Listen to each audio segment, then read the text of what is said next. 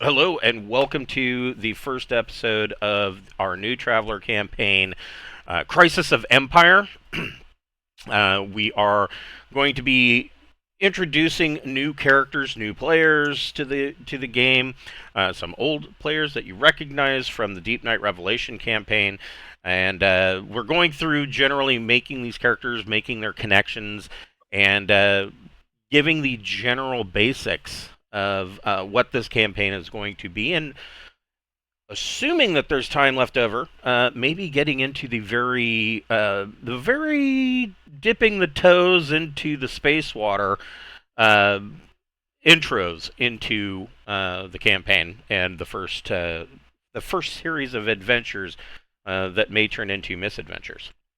And so right now we're just making characters, and so Uber Ellis, have you assigned uh, your attributes or your characteristics yet? Yeah, I was just doing inventory and stuff like that, so I'm all set with skills and everything, characteristics and stuff. Awesome, excellent. Did you get? I'm just going to go ahead and start with you. In the process of the terms, did you make any contacts, enemies, allies? No, I haven't. No. Okay. I I've know. got a connection that I need to make. Okay, so Wait, before we get to that, I have a real basic question, which is how the hell do I get Roll20 back up to the main part of my screen? double click on the little window in the lower, I believe it's in the lower right hand corner. Oh, you're a goddamn genius, Chris. Don't no man. That the first time that happened to me, I was stuck there with this tiny little window for like 15 minutes. I could not figure out how to get it back up. But yeah.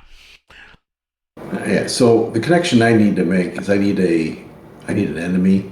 Um, I foiled a fellow crewmate's crime, and it's tied to some character. So I don't you know if have any of you guys have so anything that could link with that. so you made an enemy. You can link that to any other character if assuming that one of the other players is agreeable to it.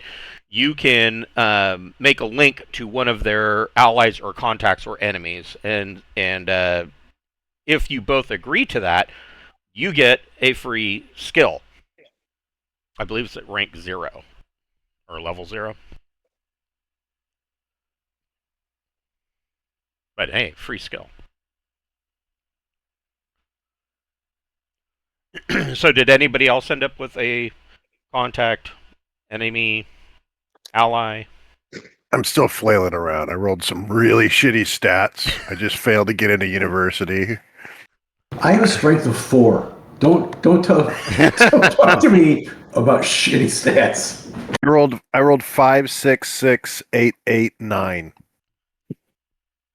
That's not awful. I mean, 4, I have 7, 8, 8, 1 9, 10. plus 1. If you figure, so the average Joe Blow on the street, if they are like completely average, and of course nobody is, but if let's say that they are completely average, they would have 7s across the board. That's Right. So they would be 50. I'd still be on average worse than them.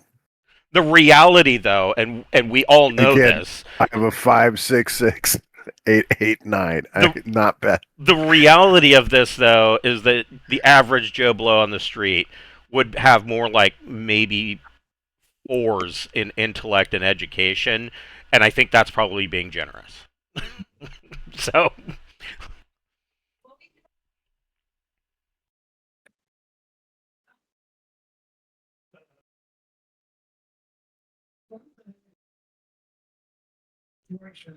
those are the people that they call tech support because their web browser won't connect to the internet. I can't get the interwebs.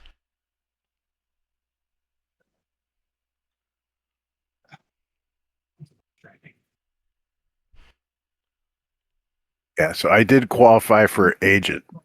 So Awesome. Nice. You qualify for what? agent. So technically, with agent, you can either be, James Bond super spy, more likely to be more like Sterling Archer, or you could be I mean, essentially, you could be a cop, like a detective, things like that.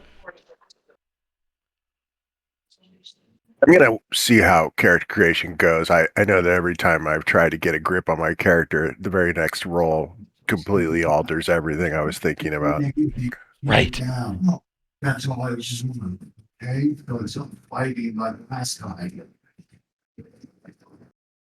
Before I have him. 437. One of the problems that I have in writing for Traveler is the randomness of character generation. Because usually the way I write is that I come up with an idea. Oh, wouldn't it be cool if the player characters all start out and they're investigating a murder? Well, that would, you know, if they're cops, they would all have to take the agent career, or at least end with the agent career, right? So.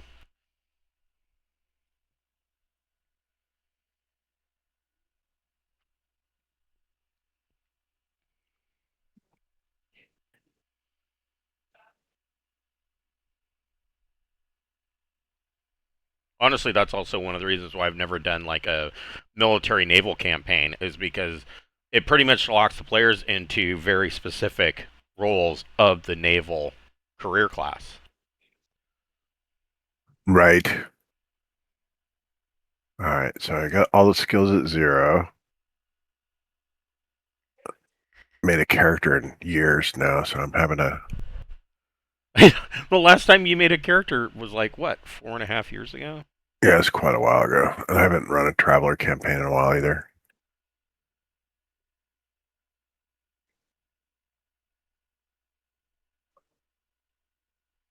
Yeah, that's Brian's problem, is that he never created his last character. That last character was created by somebody else, and then it was an NPC that he took over.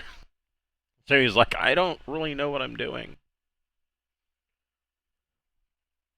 I enroll my pre-career event. Let's do that.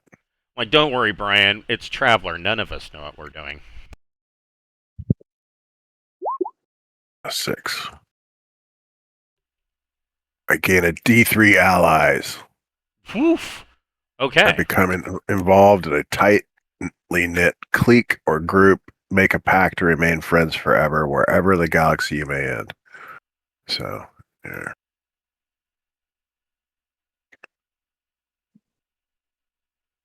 I guess I know how many friends I made. So I made one. I made one out of my 1D3 friends.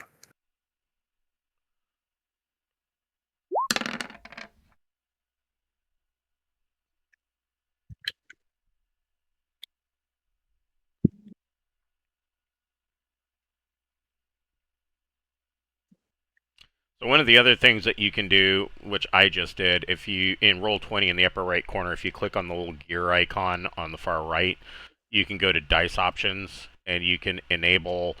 There's advanced dice, there's enabled 3D dice, and there's automatically roll 3D dice. I check all of those boxes.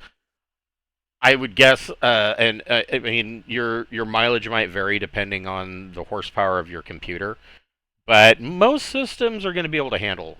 And honestly, and this is a really weird thing, but I have found that when you enable the 3D dice, you get more consistent rolls, um, like not flubbed rolls of getting the same number over and over and over and over again, or getting, well, every time I roll, it's going to be 4 or under, or every time I roll, it's going to be 9 or more.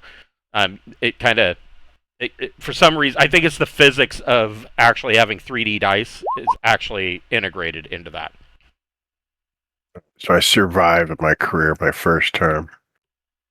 Congrats. Yeah. Right, so how do I? And then I've got an event.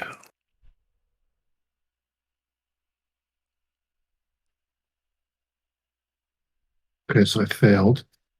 So choose a career below. Okay. Where? My character was Solomani, so what would the home world be that's in relative location to So Soleimani is going to be. Hold on here. I It's got the going to be. traveler map in front of me. Yeah, it's going to be rimward of. Remember? Yeah, it's going to be down and probably quite a ways to the right. Tansa.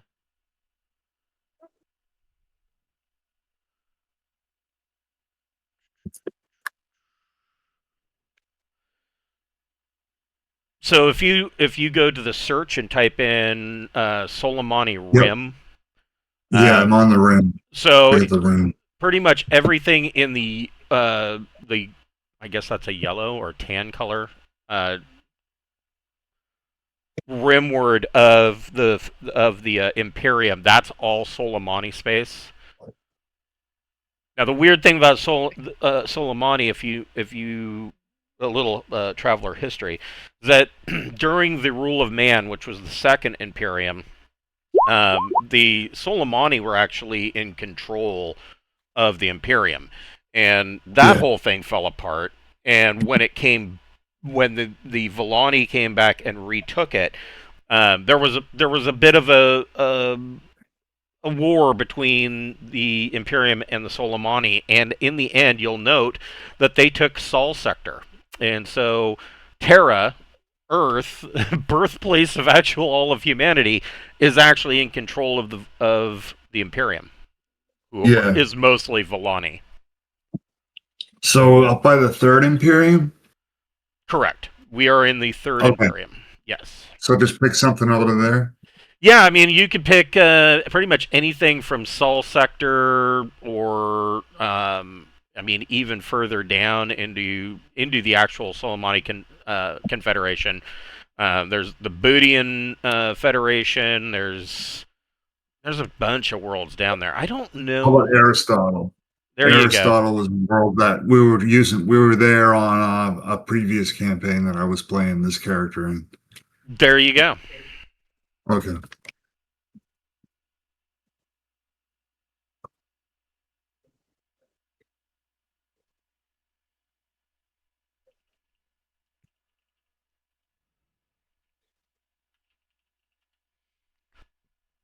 So when your first rank when you enter a career is rank 0, right? And then if you get a promotion in the first term, you go to rank 1. Is that right? Correct. Okay, so I was promoted to agent. And I get a roll on this chart.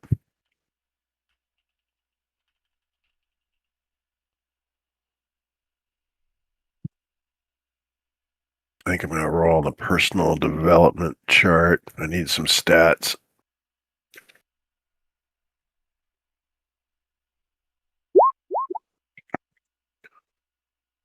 Melee. Yay.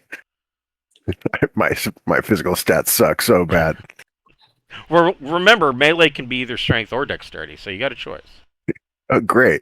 So I could choose between my 6 in dexterity or my 5 in strength. I guess it'll be the 6 in dex. It doesn't have a penalty. Right, yeah.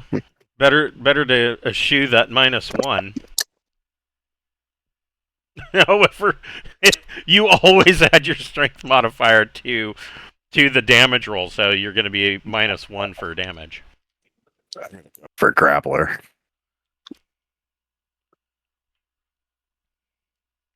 Yeah, the grappling mechanics are so OP.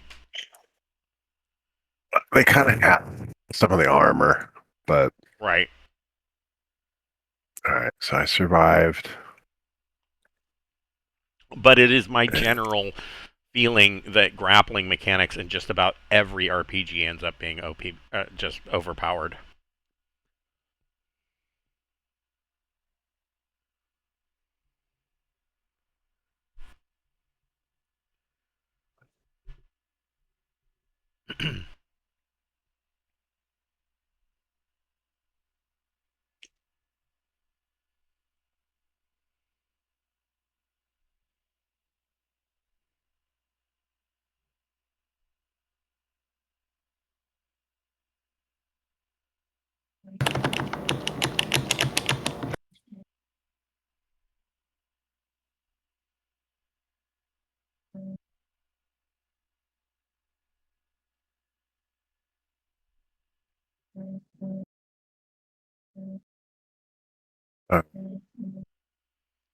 Next year, survival.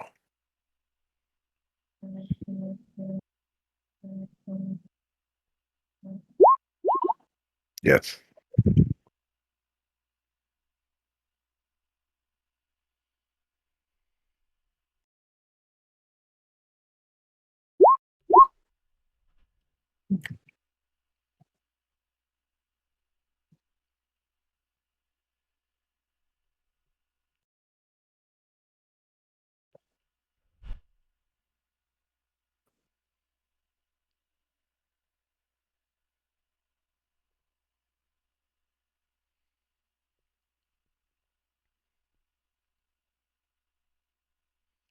So while you guys are doing that, I can go ahead and kind of give you a little bit of background of how this whole campaign is going to be starting. And we're going to be kind of starting. We're going to just ignore all of the onboarding and you guys applying for a job and whatnot. You guys have been hired. Each of you individually have been hired by the Reidd-Valaasii Starship Corporation, traded as RVSC, and they specialize in not necessarily the manufacture. They want to get into the manufacture of starships, but right now, what they specialize in is either customizing craft or purchasing ships that are going to be sent to the breaker yards and basically revamping them from the get-go. They strip them completely and basically rebuild these ships. They can do things such as they have released a model of ship that is a subsidized merchant that actually has jump 2 instead of only a J1, which it is fairly useful. The big benefit, of course, of a subsidized merchant is its cavernous cargo hold. The cargo hold on a subsidized merchant is so large that if the entrance, the opening to the cargo hold was just a little bit wider, you could park an A2 Hero class free trader in their cargo hold. It's immense. And so having one of these ships that is jump 2 capable is extremely beneficial, especially out here in the frontier areas, which the Spinward Marches is still considered to be the frontier. So you guys have been hired by the corporation mostly as troubleshooters. And having said that, they also kind of expect you not so much 100%, but they expect you to be salespeople too, and customer service agents. And one of the companies that they have recently sold a ship to, what is their name? They have sold a ship, probably, and I say recently, probably a good 15 years ago. They sold this. It is an uplifted, subsidized merchant to the Shurished Corporation, and Shurished is basically a merchant concern, mostly trading in the Deneb region, or Deneb sector region. And their Shurishid's recovery specialist, Teber Thule, has contacted Reidd-Valaasii Starship Corporation, or Reidd-Valaasii Starship Corporation, asking for assistance in recovery of this particular ship. It has gone missing. Here.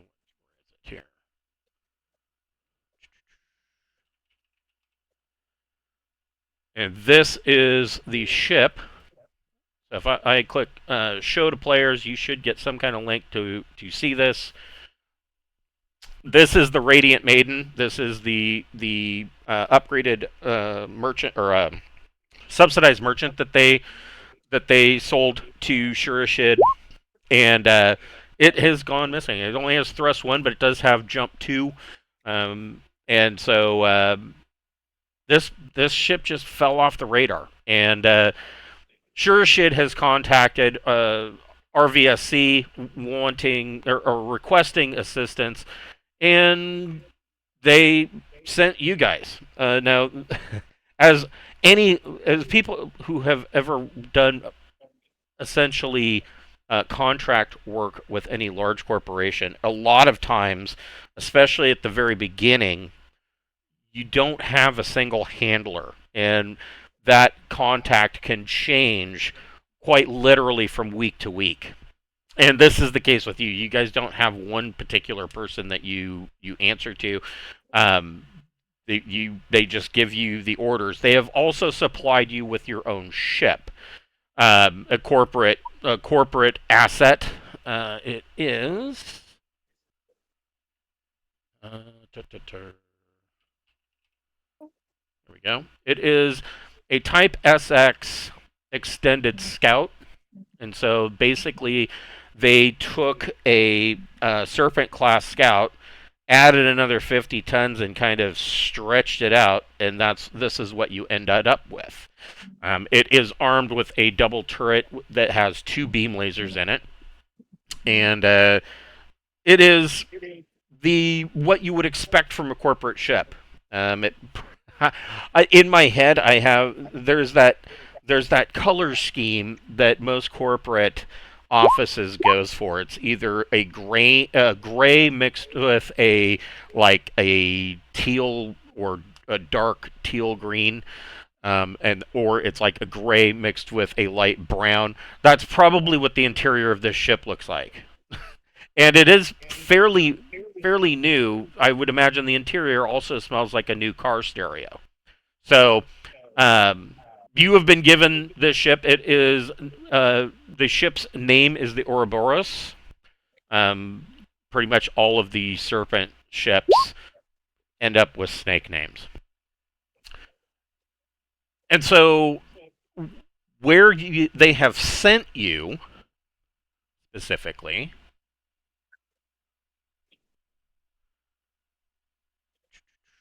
is basically the idea is to start looking for this thing, for this ship, down in the Gulf subsector. And it took you probably a good... RVSC has its headquarters on Deneb. Assuming that you were hired on Deneb, it would have taken you probably close to 26 weeks of travel to get to the start point of where the Radiant Maiden initiated or started its cargo run, which was at Tuwaiq. And this is the run, I believe. This is the Radiant Maiden's projected path. It was going to start at Tuwaiq, jump to Biaxen. It was going to do wilderness refueling at Biaxen, and then jump to Bruford, then to Taumina. It was going to use a Shurashid refueling depot in deep space, and then jump to Timur, Ushashin, Montgomery, and then end its run at Zhang, and probably move on to other trade routes from there. It just disappeared.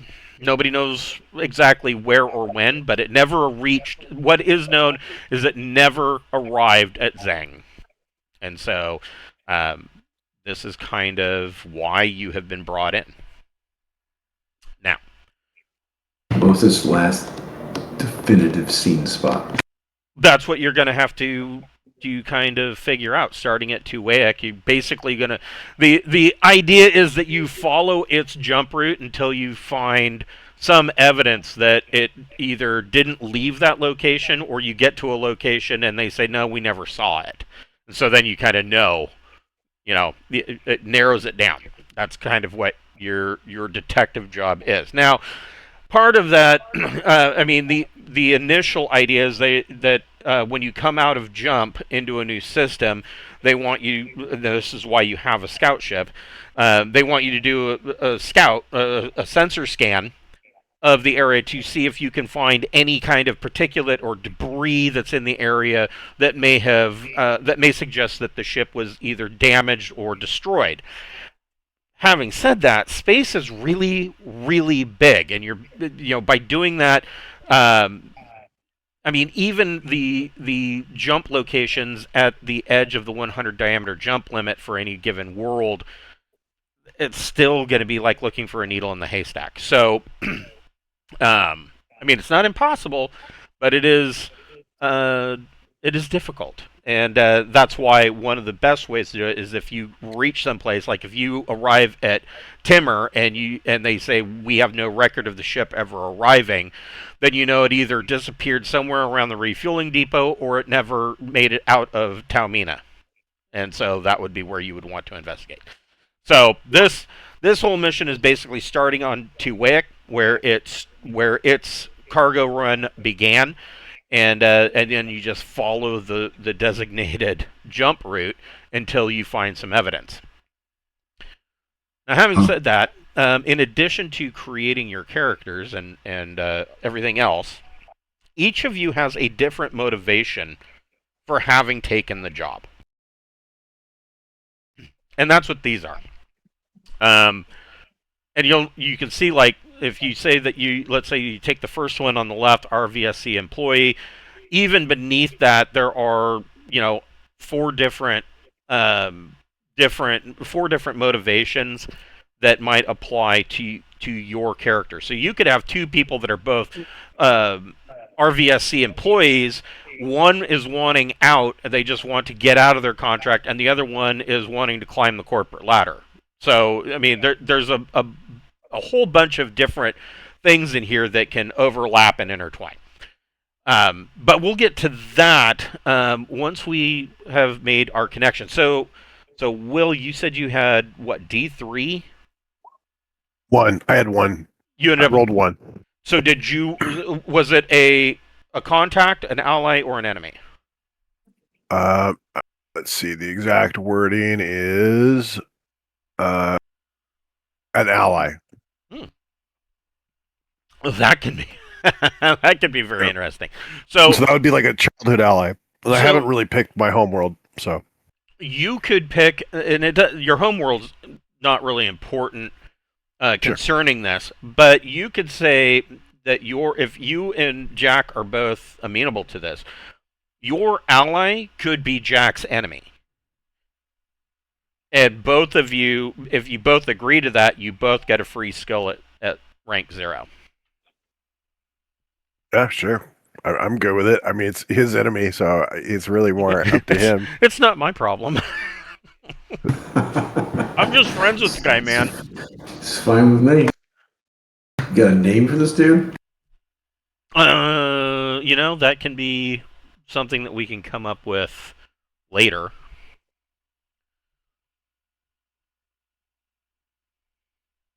All right, it's picked up a language. I'm not sure what language would be useful. Any suggestions there? Wow. Yeah, actually. What is their name?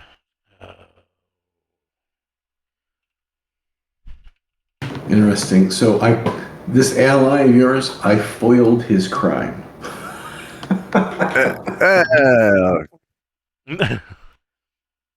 Yeah, what I would say, and it doesn't list their language, what their language is named, but one possibility would be Martian.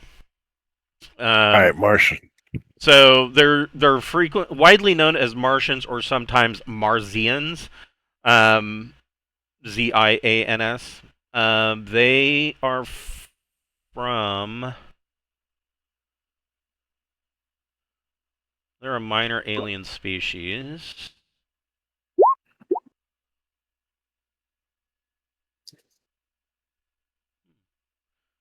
It's not wanting to tell me where they're from. They are actually quite common or seen in the Gulf subsector. Usually hiring out for in small groups for particular jobs. They are, in fact, I'll just go ahead and get a picture of them.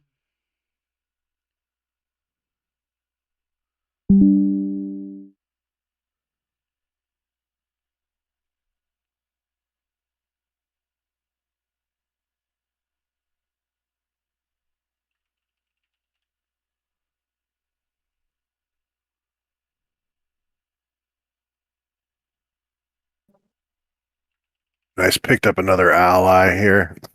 Nice. My 4th term. Romantic relationship deepens, possibly leading to marriage.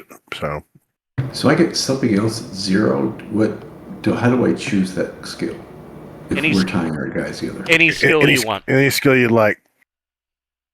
But it wouldn't be a specialty of an existing skill. This is just something I'm taking to 0. I selected Persuade. Always a good choice. If you don't have vac suit at 0 would be excellent.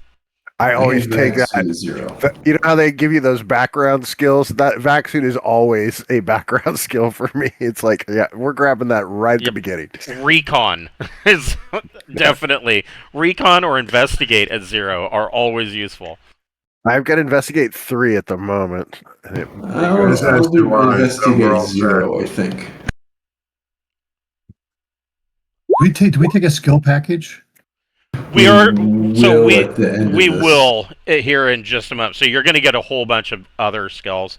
One thing to keep in mind is that you can only ever have your intellect score plus your education score, and take that new number and multiply it by 3. That's the maximum number of skill levels that you can ever have.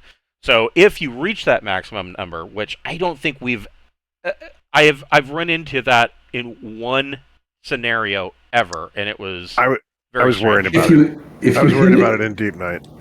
If you hit it in session 0, that character is fucked. Just drown well, that baby. That's what happened in this one instance. The guy's intellect and education were so low that by the time he was done building his character, he could take no other skills. He was just the big dumb belter that was real good at hitting stuff with a rock. But if you hit that number, then from there out, the only other levels and skills that you can take are skill levels at 0, which is perfectly fine. That means that you are at least capable in the skill. You're no longer taking a -3 for being untrained in it. That hitting that number is pretty difficult. It's usually a big number.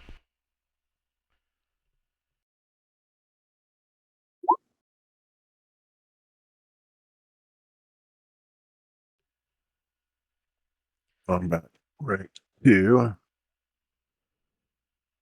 And I am mustering out after 4 term agent.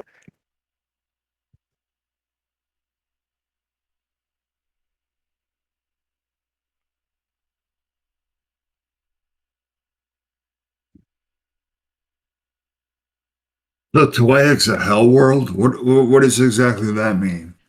So a hell world can mean multiple things. Usually it would be a planet that's very close to the star, so it's hot all the time.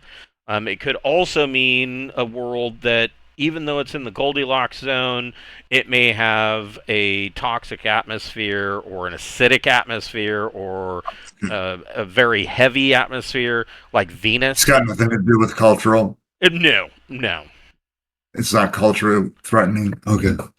No. I would imagine people that live on a hell world don't put up with much, but and have probably very, very short tempers. But beyond that, now. Okay.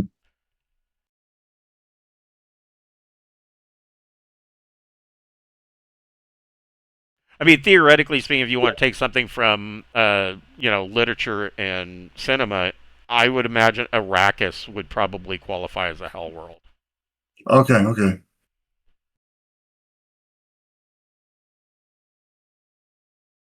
It's hot and sand gets everywhere.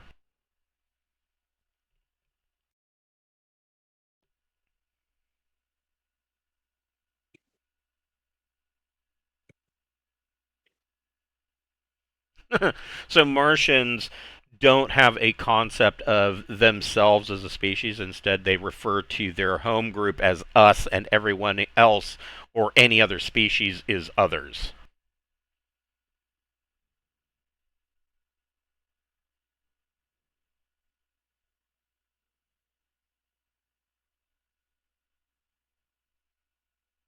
What's the actual name of the species? Martian, or sometimes called Marsians. Marzian. Okay. I'm trying to. Please, they really needed to have completely like void of darkness faces with a Roman centurion helmet.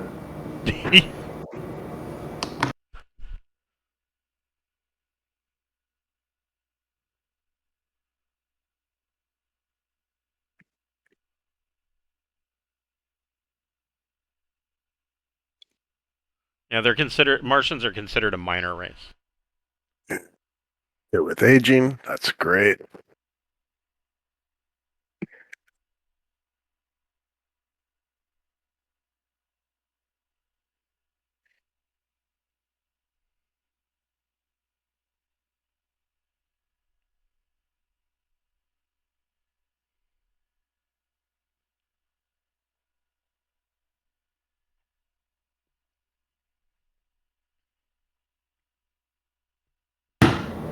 How goes the character creation, Jeff? You've been super quiet. I got a character made, but I don't know how to get it into the roll 20. Typing, literal Oh. typing. Jesus. Okay. Yes. Yeah, unfortunately, there's no. I mean, it won't really import very well from outside. Okay. So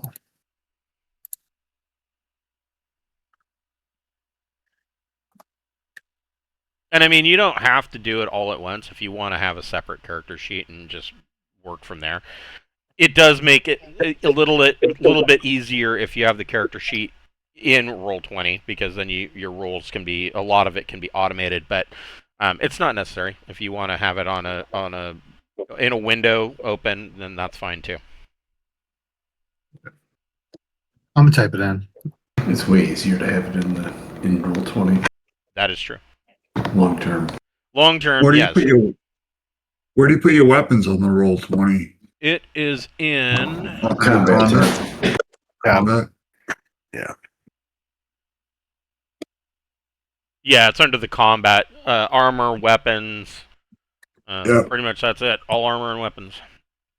Okay. What I said in Messenger was no lie. I am buck naked.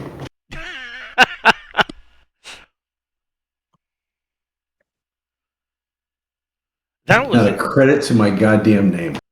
That was the thing I was looking for, and I forgot what I was doing earlier.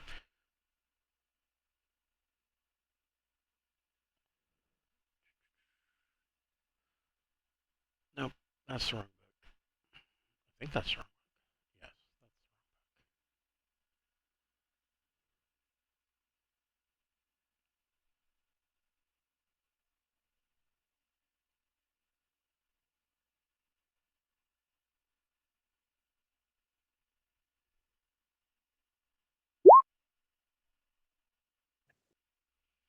So you won't be broke for very long. Trust me.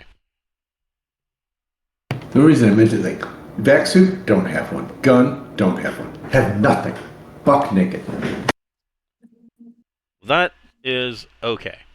I'm not saying I went AWOL instead of mustered out, but clearly I wasn't run from something.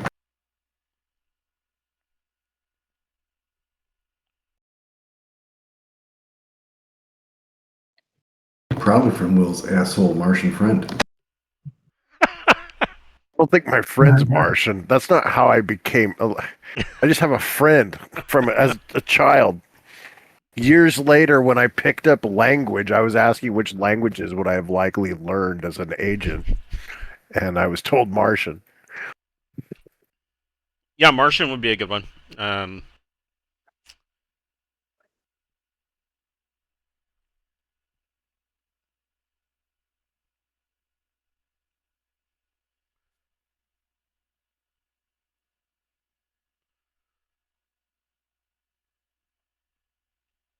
So, are we ready to take a look at skill packages?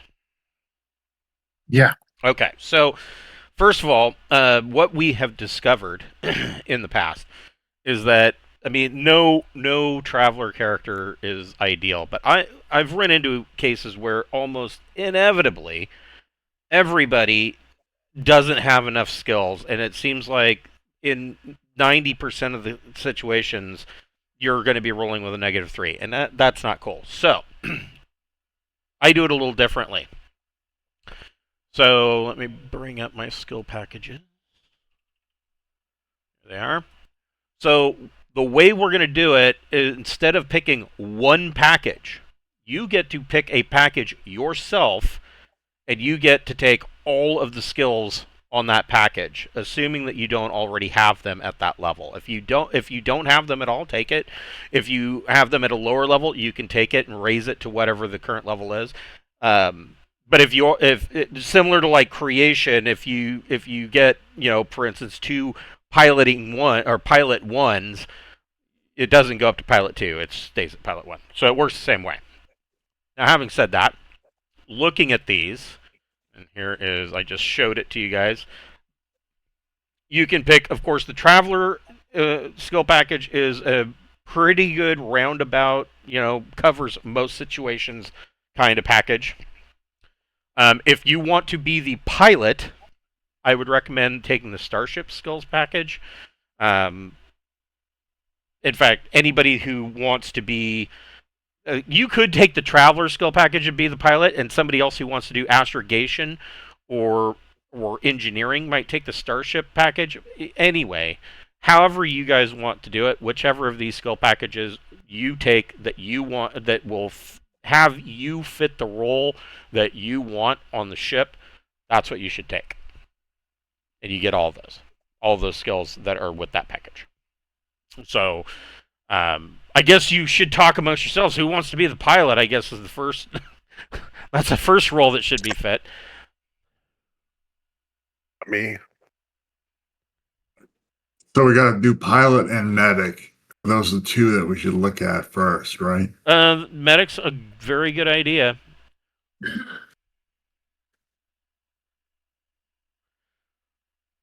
I don't actually see a medic I've package. got an agent, so I've got a lot of cloak and dagger skills. So I was going to go for I didn't realize you the had an more agent the as well. Explorer Starship package. I Yeah. had no idea you had an agent as well. You could That's also fine. do the investigator package. Would fit agent as well. Yeah, I've got all those skills though. So, Yeah, I figured. Yeah, that's true. so I'll take the medic. I'll take one with the medic. So at least we have one in medic. Oh, that's a okay. You got medic? No, I don't. Dude, does anybody have medic? No I one do. ever I takes don't. medic. I do Oh, not. you do? I have it at rank 0. Yeah, I have medic 1. So we got a couple medics. Okay, well I'll take medic 1 too. It's always good to double up. I mean, generally the way I do it is, if somebody can't make a session for a week, then I don't come up with some excuses why. They're just simply not there, and we just ignore it and move on. And so if that particular person is the only one with medic, that can be a problem. So doubling up on skills is not a bad situation. Which one are we on? Which one are we looking at? You pick the package. You can take any one that you want for your character. Okay. Okay, got it. None of them give me science. Son of a bitch. I'll take Starship that have some pilot and medic skills, okay? I was thinking about taking Starship as well, because I really do want to play a drone operator. So, yeah, that would give you Electronics 1, which you could take Electronics Remote Ops. That's the... Of that package, that is... What specialty electronics is that? Remote Ops. He's going to go as a drone. He wants to be a drone rigger. So I in the already Starships, have computering and repair, so can I take something, what, sensors or something? Oh, yeah. That Electronics 1, you can put that into any specialty that you want. So if I chose, is there Oh. a skill for sensors, or can I take electronic sensors and be able to use sensors on a starship? You can take it. That's what electronics is. If you take if that so in the Starship skills package it says electronics 1, you could take electronic sensors and at 1, and then every other electronic skill would be at 0. Okay. All right. Great. I'll do that. So do we have any security What? security type people? That's up to you guys. I would highly recommend somebody being the gunny. I'll I take got the a pretty merc. high gun combat too, so Yeah, Okay, good. gun combat's another one. I mean, at least at 0. My games always end up having some gunplay in them. Explorer. What does a ship share mean in this campaign? So a ship share, well, it can mean a couple of things. The first of it would mean that that you just have a share on some ship that's out there, basically like a stock or a bond, that is paying you a 10,000 credit per year dividend. The other option, and this can come into play later, is that if you as the let's say that the group decides that they want to buy a new ship, that any ship shares that are tossed in, each ship share is worth 1,000,000 credits that can lower the cost of the vessel that you're purchasing, thus getting you a lower mortgage. So those are the two things that ship shares can do for right now, because you already have Pension a at corporate 10,000 10,000 credit pension is Yeah, probably easier. yeah, 10,000 credit pension would probably be pretty good for you. And like I said, you can trade that in later. So, I'm sorry, going back to the skill packages. Yep. If I've already got Gunner 1 Yes. in turret, and a package gives me Gunner 1, I can't choose a new specialty at 1, right? Because that would effectively make me Gunner 2. Right. Okay. Maybe the Starship skills package is not ideal. None of them are really going to be ideal. It's basically just to give you guys a spattering of more skills. And Yeah, but I'm eating like 3. yeah, Completely eating 3. I'm eating electronics. I'm eating gunner. Typically that's what you're going to run into, and that's the reason why I'm allowing you to do this. Because if you think about it, let's say that we do it the way it's supposed to be done. You take one package and we do round robin until there's no skills left. You're going to end up with 2 or 3 skills. If we just take an entire package, because you already have skills on that package and you can't take them, you're going to end up with 2 or 3 skills. So it comes out a little bit better, in my opinion, that you just pick a package that you want and kind of get the skills that you want. And you might, in some cases, you might end up with more. It doesn't matter.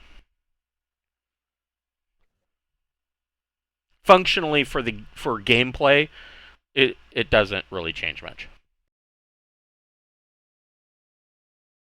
But from a game master standpoint, it hurts my heart and my soul for you guys to constantly be taking a -3 to particular skill checks and failing. It hurts me inside.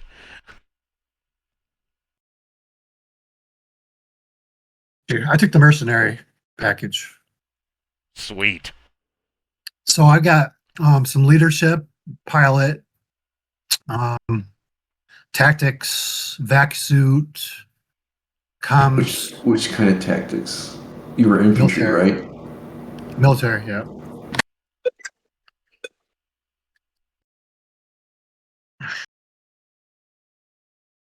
And medic. And yeah. Medic! So technically, I would say that if you're taking the mercenary skill pack, that's going to kind of put you into like the marine category. and you are making your pay rate with RVSC is 2,000 credits per month. So Nice. if you don't already have, you can just go ahead and add 2,000 credits to your starting cash, but you do make 2,000 credits per month is your base salary. Awesome. Does an able seaman get anything? So, which skill package you took? Starship skill package, right? I have not chosen because I'm trying not to fucking eat 3 skills in one package. Yeah, but that electronics skill is really. Well, you can take the criminal skill package. I rolled in the life path thing. I have electronics computers at level 1. Oh, you do? Okay. I do, but what I really need is remote ops electronics, but I don't have that. I did not get that in my role. Well, so guess what I'm studying for. So wait a minute. In character creation, you already got electronics 1, right? Correct. Did you assign a specialty under electronics? I assigned a specialty to computers because that's what the role said. Okay, I got you. I'm picking the Explorer skill package if that's okay. That looks good to me. It gives me every single one of those is a new skill. Nice. Jackpot. I mean, except technically gun combat, but I can weasel that by saying that's in energy versus the gun combat 1 that I've already got in slug, or gun combat 2 I've got in slug. Yeah, your gun combat wouldn't go up, but yeah, I mean everything else. Well, but no, it would because I can make that energy 1, right? No, currently, because what is your total? So, what is your total gun combat now? Well, gun combat has specialties, right? Right. So I have projectile trained at 2. I have nothing in energy. Right, but this still works the same way as it did when in the Traveler creation. So if you get gun combat twice, if you get gun combat 1 twice, it doesn't go up to 2. It stays at 1. Okay, so you can't assign it to a second specialization. Right. Unless the Merc skills package applies, you can. Because you get gun combat 1 twice. So that implies you do. Yeah, see that's where I read that. See the mercenary skill package. Oh, I see what you're saying. He gives it so twice, okay, then like I said, it's not going to really change anything that much. It's not functionally, it's not going to change anything. If you have a package and it says you get all the skills in that package, that just is going to mean that you get a new specialty. We'll just do it that way.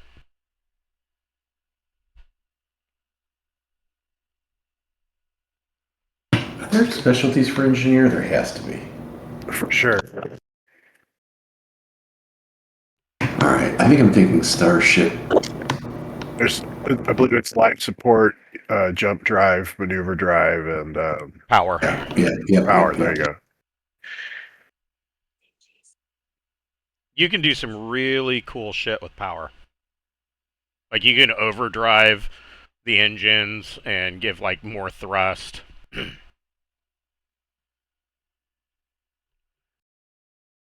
Don't fuck up the roll down. I think I'm going to go with Starship skills.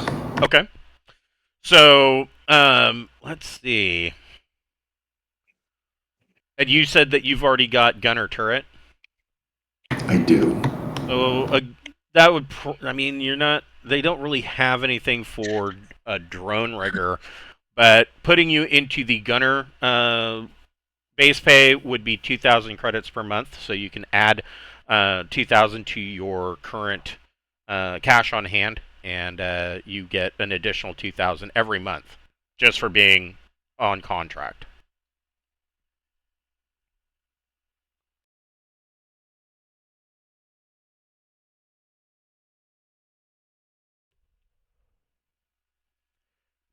What's the reasoning behind these skills? How did we acquire them?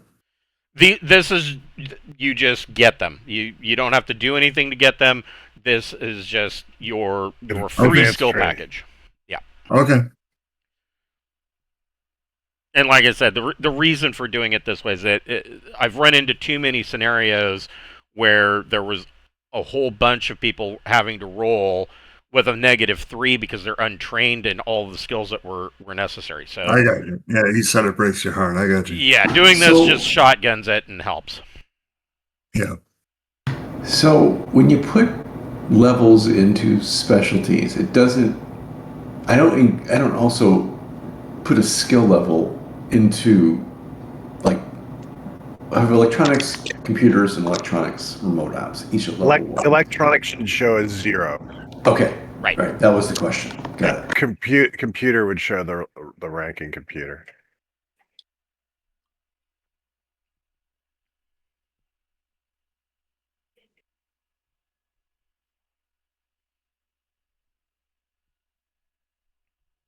This is undoubtedly going to make riveting watching to whoever sees the video.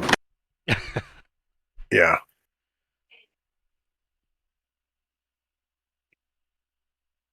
I on the one hand absolutely love the creation method that they have in Traveler because it kind of develops your character's background as you're making the character.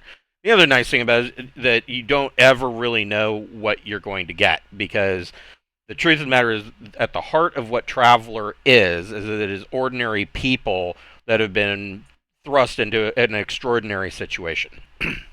And so that's a really cool aspect of the character creation. On the flip side, it can be very complicated. I would say, is probably the most complicated part of the entire game, is figuring out how all of this works and fits together. For my second gun specialty, do I want screen? We don't do a lot of black globe generators on this ship, right? Yeah, I don't know that screens is going to do you a whole lot. Artillery would have came in handy last campaign for fucking bombarding planetary surfaces. Artillery would have been useful in the last campaign, but screens, unless you're on a capital ship that has Mason screens or black globe generators or things like that, is not going to come into play very often.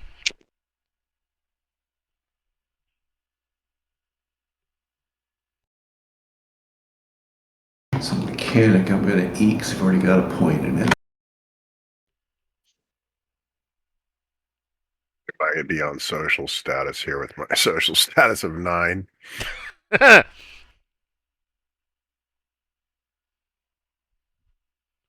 actually not too bad. Yeah, it's just managing to pay your cost of living. That's usually the hard part. Right. Yes. Well, my Wednesday night group is running into that because one of them is a Jodani noble, and he's actually been kicked out of the Jodani consulate's diplomatic corps and kind of burned, and so all of his assets and whatnot were frozen. He only has his cash on hand, and maintaining that lifestyle, sooner or later he's going to be running out, and now they're kind of entering into a free trader campaign. And so there's been a whole lot of questions about, well, how are we going to make money? I'm like, well, I got bad news for you because free traders pretty much live paycheck to paycheck. Like your number one goal is maintenance, fuel, and paying that mortgage fee. After that, it's gravy. In our Pirates campaign, I needed it was $5,000 a month for the cost of living, and so when we were calculating wages, I managed to convince everybody that we should all be paid at least $5,000. So that so it ended up that my monthly accounting was very easy because my cost of living completely consumed my income, and so it's sort of like, well, there it goes. It's just all gone. A lot of drinking. Oh yeah, there's a lot of drinking.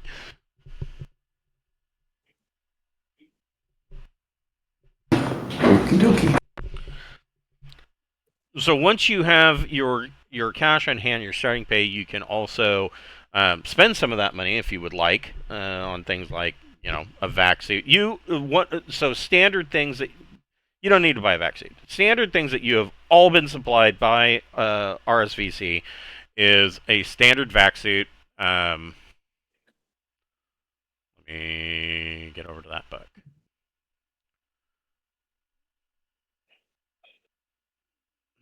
By the way, I picked up a spouse who's, I guess, another ally in my final. Okay. So yeah, you've all been supplied with a basic vac suit, has +4 protection, and protects against 15 rads. It's on page 28 of the Central Supply Catalog Update 2023.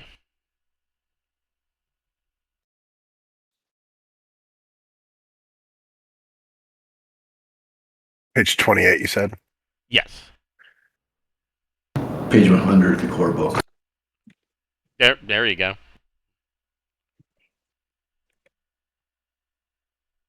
Yeah, Right. we do have the player's core or the core book in the compendium, as well as Traveler Companion. So you can click on the compendium in the it's the fourth one from the left. Looks like the little books, and basically that just has all the rules and stuff. So you can search that for particular items.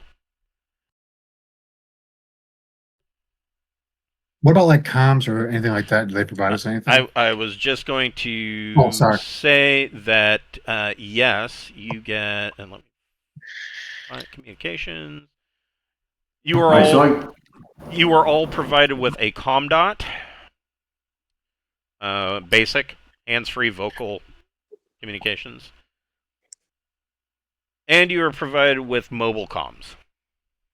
Those are advanced. A mobile what? Mobile comm. It's basically Oh, okay. multiple forms of data and works as a computer/1. And what was the cash on hand that we got? Which skill package did you take? Just the skill package. Okay. Well, that way I can figure out where to place you. Oh, Starship. I picked the Starship one. So who's going to be the pilot? Was that Will? No. Me to be the pilot. All right. Well, there you go. So which version of the mobile comm do we get? Just the audio? No, the advanced. Does no one else have? I mean, I could hypothetically be the pilot. I'd be rolling 1d, +1. There's got to be somebody that's better qualified than that for pilot. Yeah, I mean, so what is Gilly Foyle's dexterity modifier? He's got a 9, 10, I think. A 10, 1. Yeah. I've got pilot at dex 0. So he's at +1, and if with pilot 1, that would give him a +2. It's better than me. I'm at Yeah, +1. pilot 0. Pilot's dexterity. I'd be a pilot 1 plus. Yeah. Just I'd be rolling +1s all. So Gilly Foyle is making 6,000 credits per month as a pilot, All right. and you get automatically 6,000 on cash on hand, or added to your cash on hand. Wow.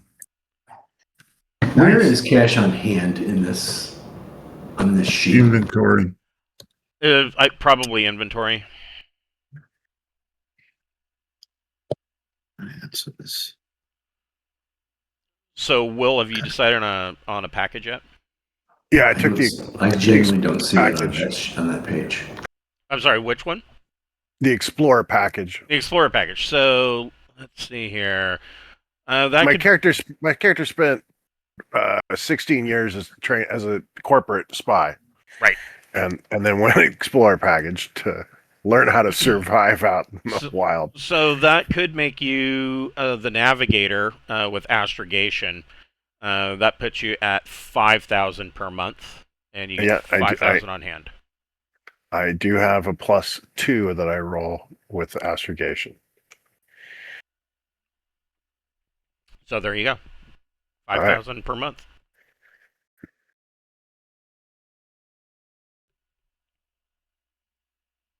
It's good because my standard of living is 2,000 a month. Right. At least you can maintain your standard of living. That's the dream.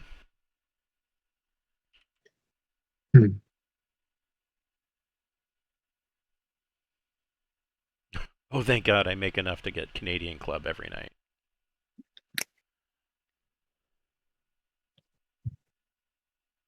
Where's the standard of living page? It is in the core rulebook on page 98. It's based off your social.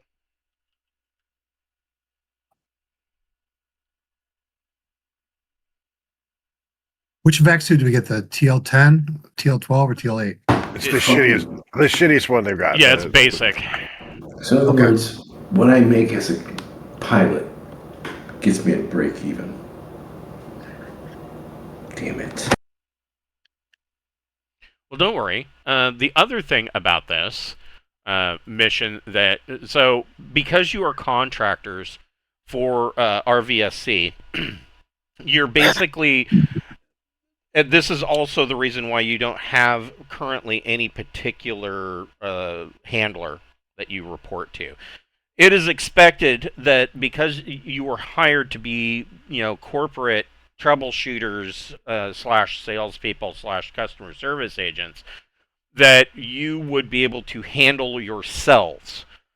And in so doing, that also means that you will receive bonuses for whatever mission usually that they send you on. In this case, Teb Thule of Shurishid Corporation is offering the party, the group, all of you, as a one pool, 50,000 credits should you be able to find evidence of what happened to the Radiant Maiden, or to locate her and bring her back.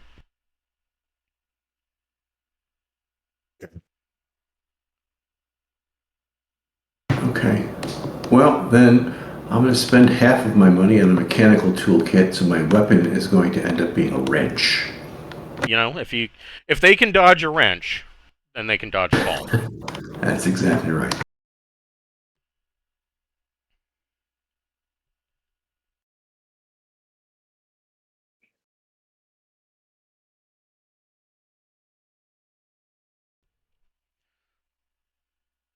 So in addition to everything else, you need to pick one of these motivations as to why you are an employee on this contract. Now, just because Will's character and Jack's character have a mutual contact doesn't really mean necessarily that they know one another. So I'm making the assumption that you guys probably don't know one another, and we're all you all hired on for your own reasons, and you've all spent the last 26 weeks, in various ports on your way to the start point of this mission. So, I mean, you've had 26 weeks. That's a good length of time for you to get to know one another. But you don't necessarily have to tell each other what your characters may not know what the other characters' motivations are, is what I'm saying. And you can keep that to yourself if you like, but you need to pick one of these, and you can, private message me later and tell me which one that you picked if you want to do it that way, or you can just tell everybody, and we can all know who's who and who's doing what. Where are these now? I'm sorry. If you look on Roll20, the page that I'm on, it has these, I believe. Yes, it should. And we're choosing from the first column?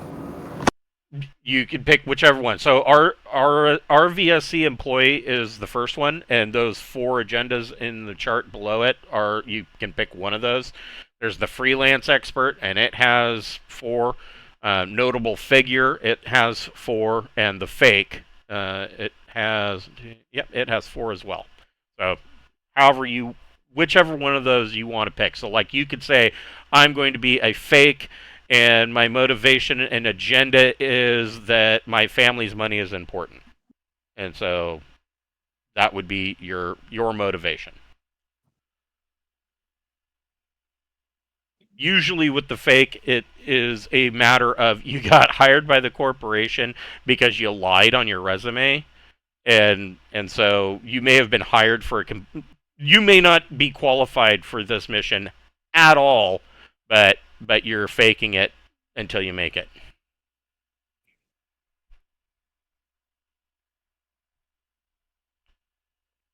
Now, the one nice thing, if everybody knows what everybody's motivations are in the future, there may be some role play chances where you may have to, as a group, decide whether or not to follow one avenue because it may actually be a part of one of the characters' motivations and agendas over another avenue that may be something less important.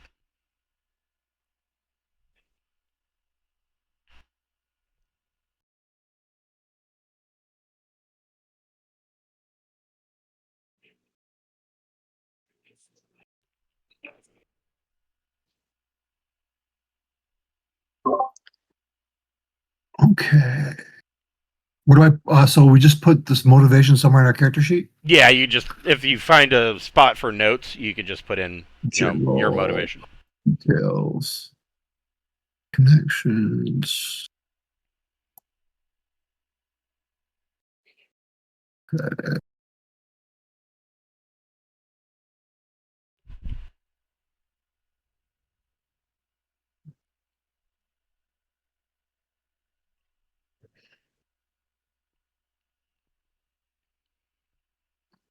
None of these really fit for what I'm picturing, but I think corporate ladder is going to be closest. Yeah.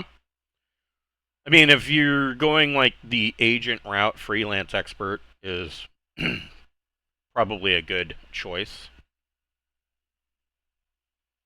Could also be the fake.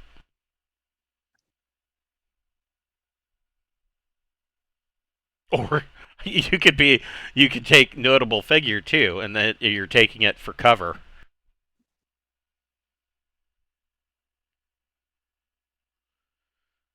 And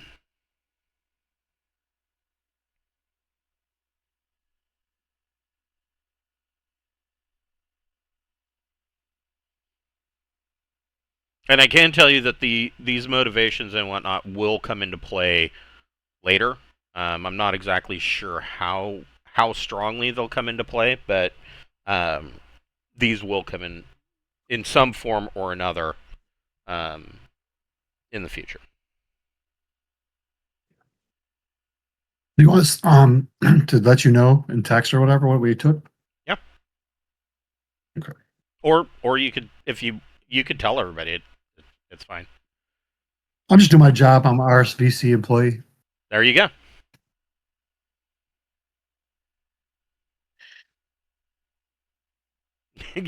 You're one of the guys on the Nostromo wearing the corporate Wayland Yutani shirt, branded shirt. Me and Brett were talking. We think we deserve full shares. That's right. Yeah, that's right. That's right. That's right, Brett. We want full shares like everybody else. She's coming down. All right, I'll be right back. I need a bio break for a second. Okay. Yeah, I chose. I'm sticking with corporate ladder. It best fits what I want, which is I need to learn the skills necessary to build a robot empire. Okay, there you go. How about Gilly Foyle? So my background is I'm a former SoulSec agent, and I'm an expat. Grew up on a crowded war planet, so I'm just climbing the corporate ladder. I'm the corporate agent as well. Okay, that works. And Will? Yeah, corporate agent. Okay, so he's kind of burned out. He's been there for a while. Right. I'm just doing my job. All right. All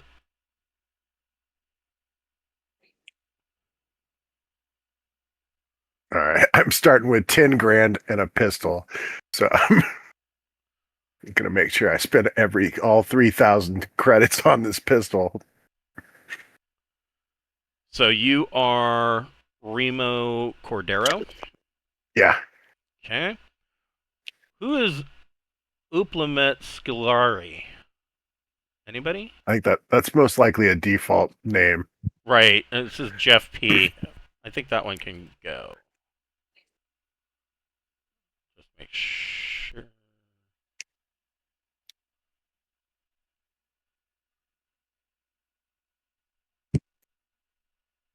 I'll wait until he gets back just in case. Because here's another one from Jeff P.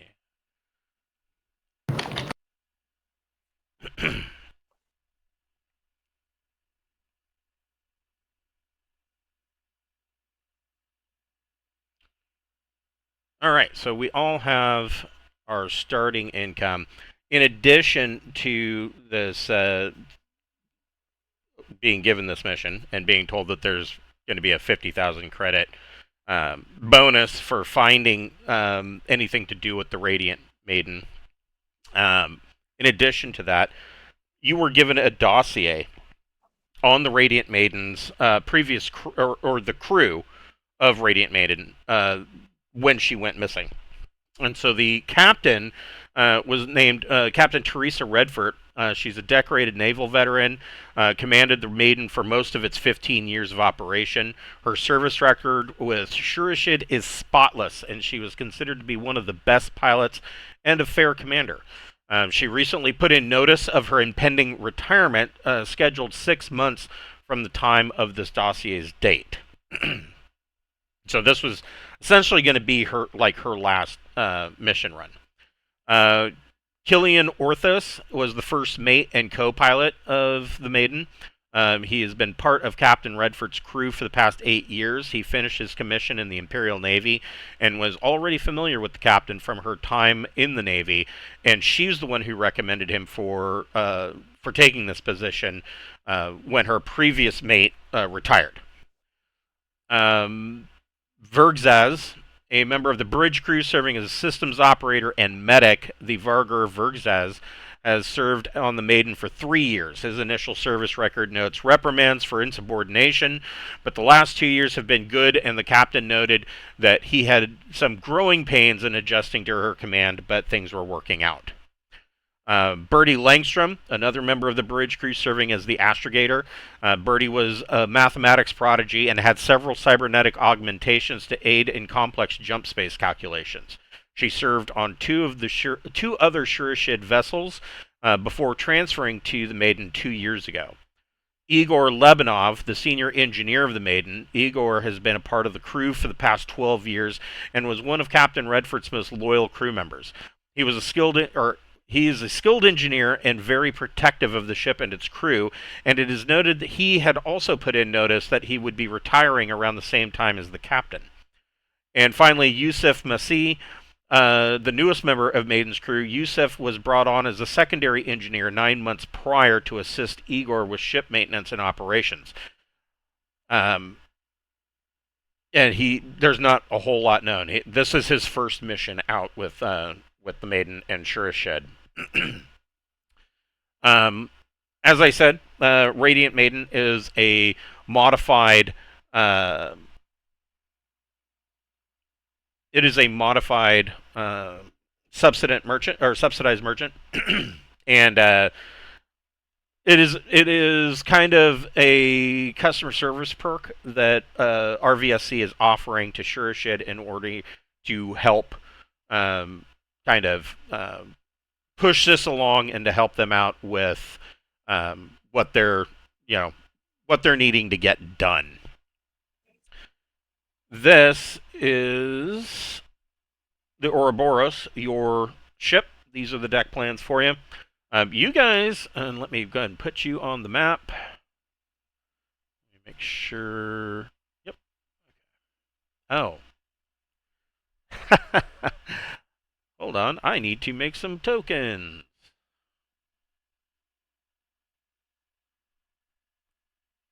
It's been a long time since I had to do a new one too. Now we'll just do it this way.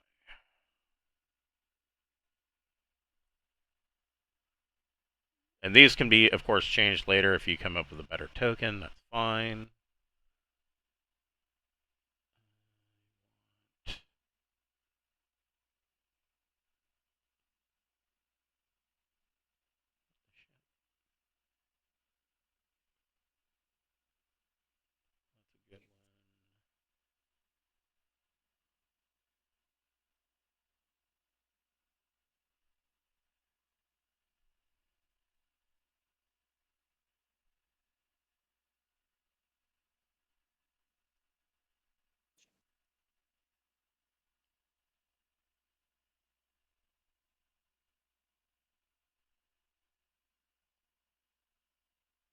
Sorry, they changed some things.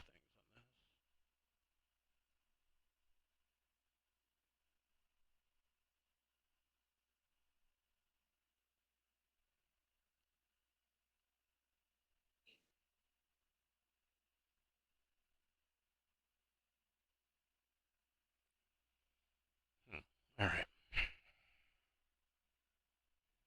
I will start Jeff.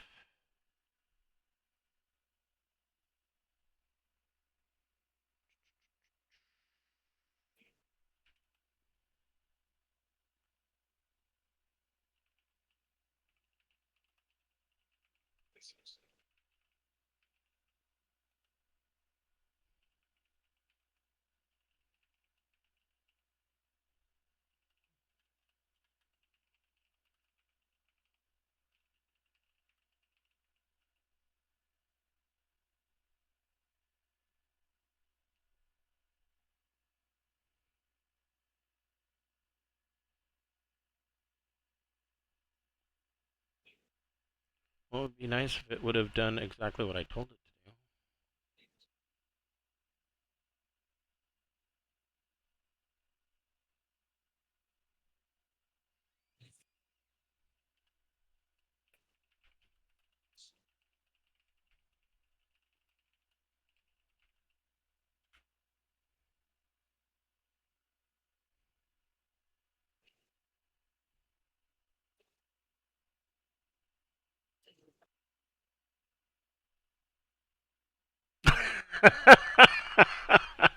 No, no. All right.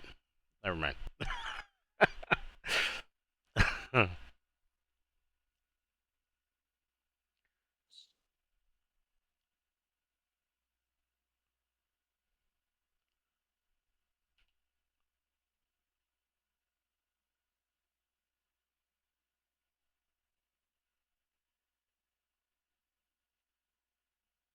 Question: Yes. Are demi plane sheets activated for this in game settings?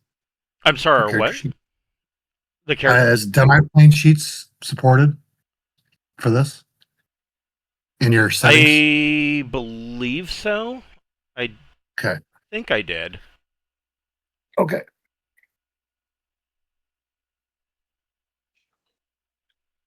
All right. So.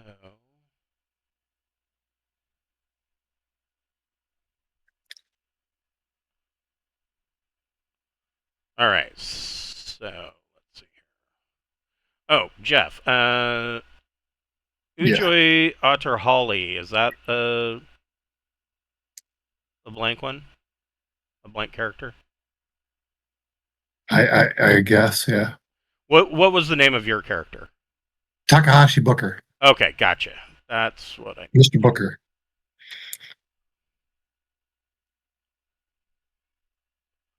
Okay. Here's another blank that we don't need.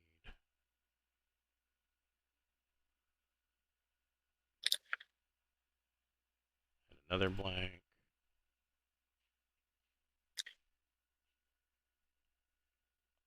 2, 3, 4. There we go.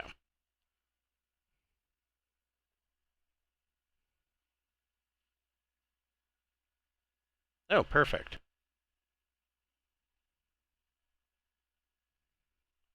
Like I said, we can change this token later, and I would definitely like to.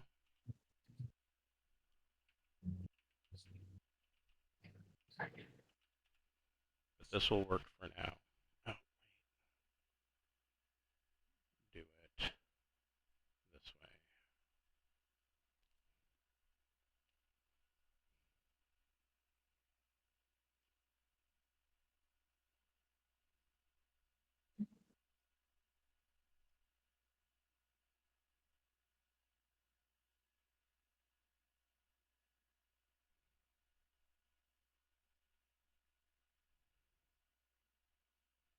There we go.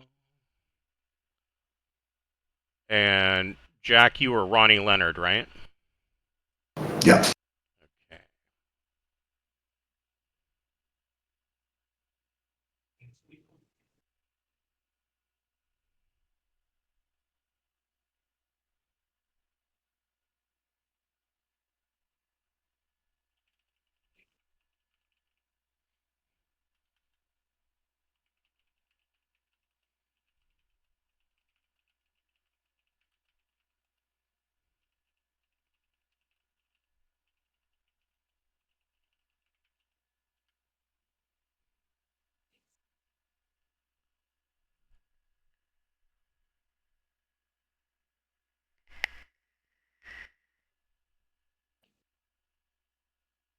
Yeah, that's a good one.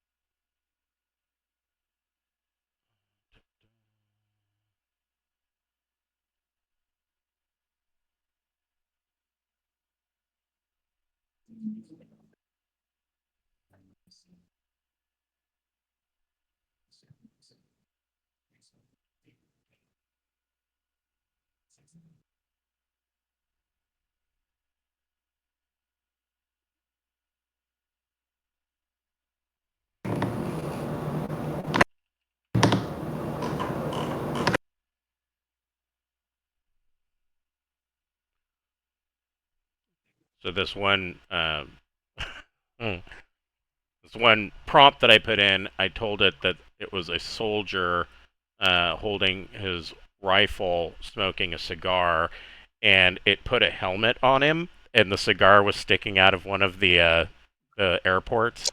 That's perfect. I was like, I'm partially tempted to keep it. Yeah. If you saw the movie Thank You for Smoking, there's an entire scene where they're talking about how to put cigarettes in the sci-fi movies. He's like, we'll just create a thing that makes it no problem. Like,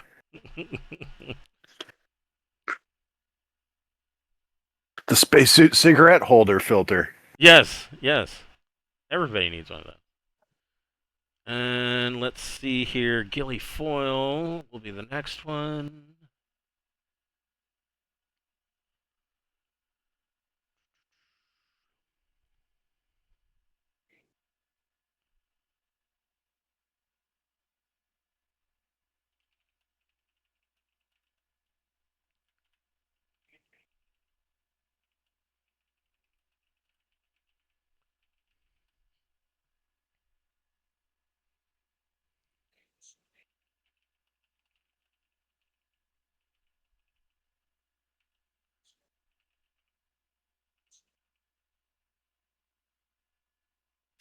Damn it.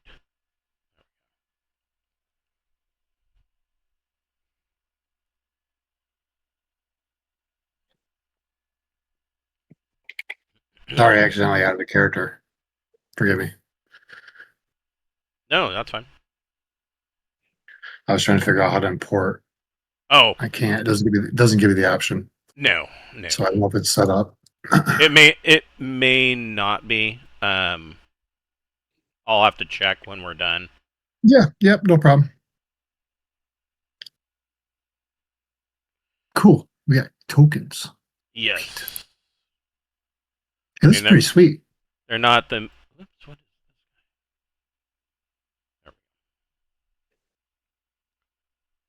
this? Some of them are better than others.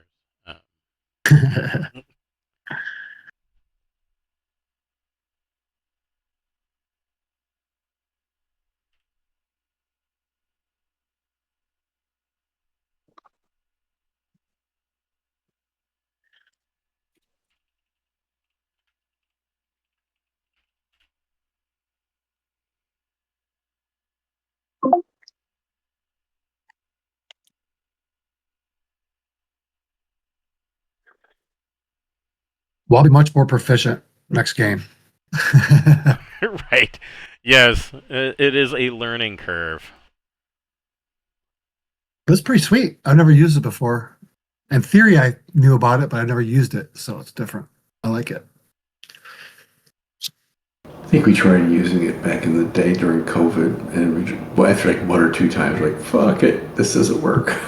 No, I bought like a subscription to have you use it. Yeah.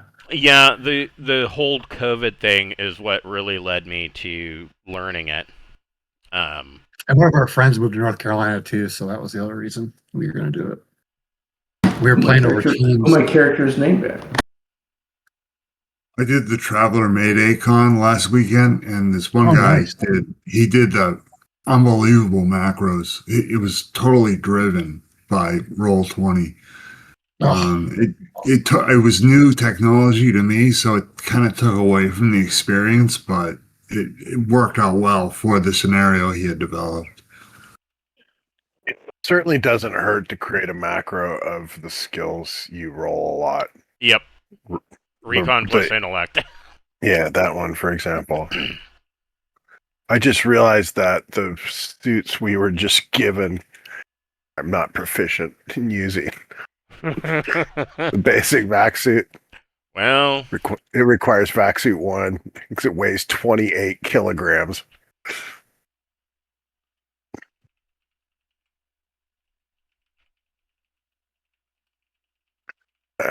Well, just be at penalties on everything. Unfortunately, I don't have enough cash to buy a better one. that will be coming.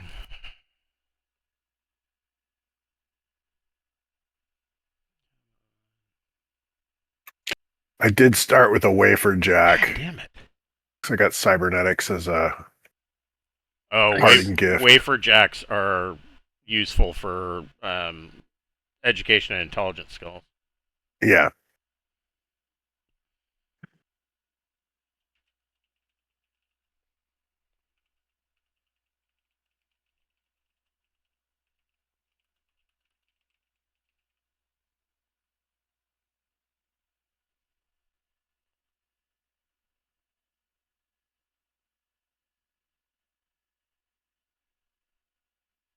I don't know why this thing's wanting to give everybody helmets, but... Oh, hey, there's one that... Well, maybe he should have wore a helmet. He's got fucked up eyes, but that's okay. It will do. These don't have to be perfect. They are just representative of where you are on the screen.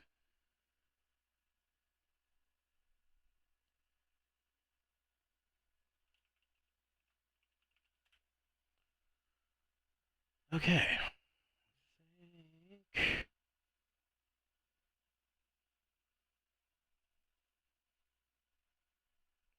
One eye's going this direction, one eye's going that direction.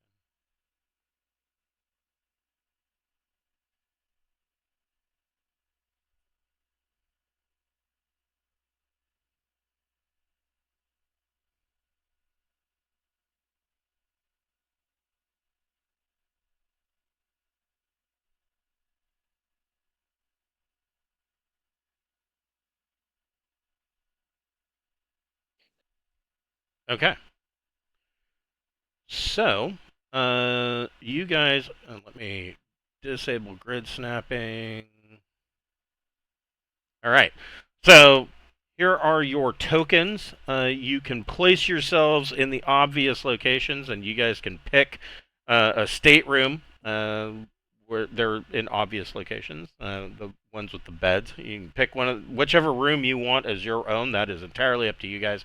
But you can put your characters where they would logically be. Gilly, I would imagine, would be in one of the front seats up here, piloting.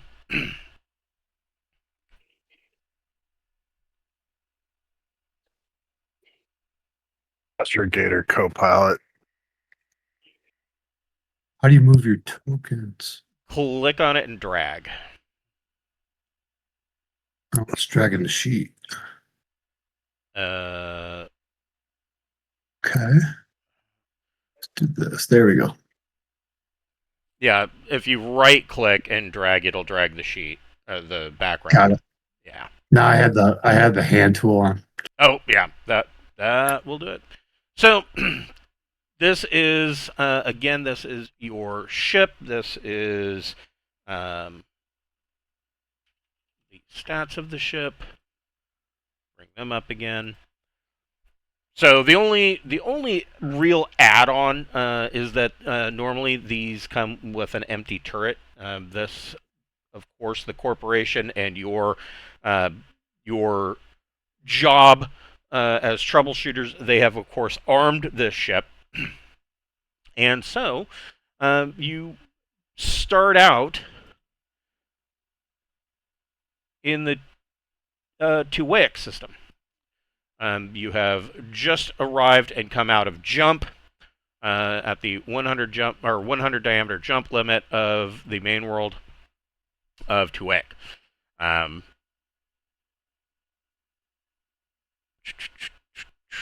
on here.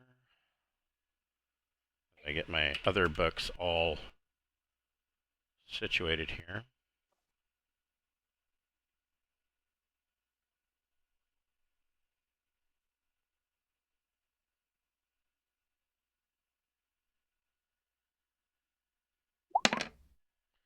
So yeah, you come into Tuwaiq. It is a fairly quiet jump. There, you don't see very many other ships in the system.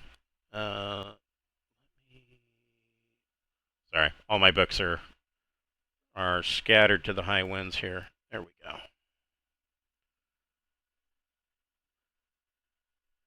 And I don't think, yeah, they do. So library information about Tuwaiq is that it lies within what would be considered the, in quotes, area of interest of Trin.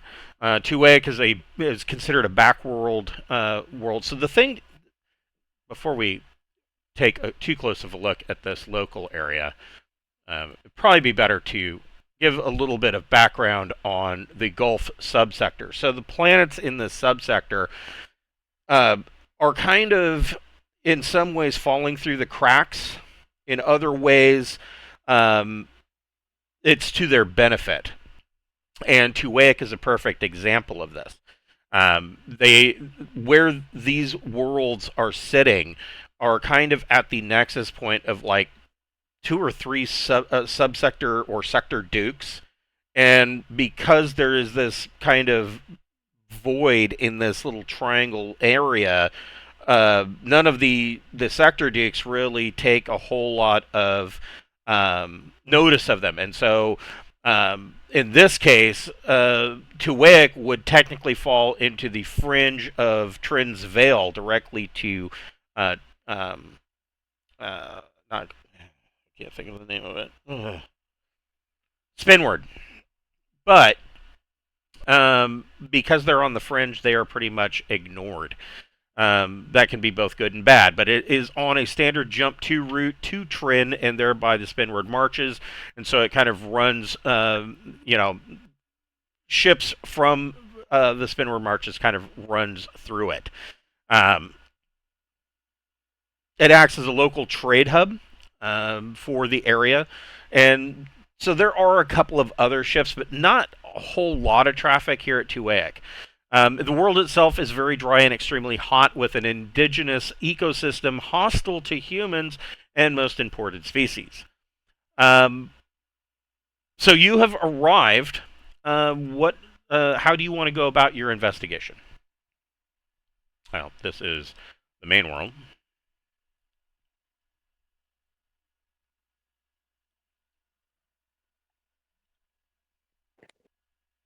I suppose we first want to ask around the station.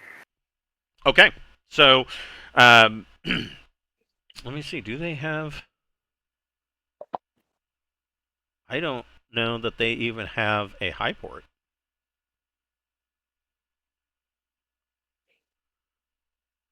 No, so that would Too mean bad. High port makes it easier to find people usually. it does.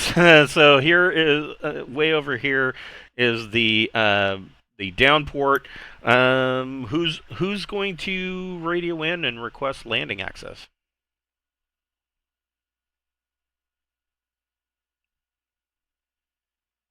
Would that just be a comms roll? What are You you looking for? You don't even need to make a comms roll. You're not fighting through any kind of jamming or anything like that. You just who wants to do the to be the talkie?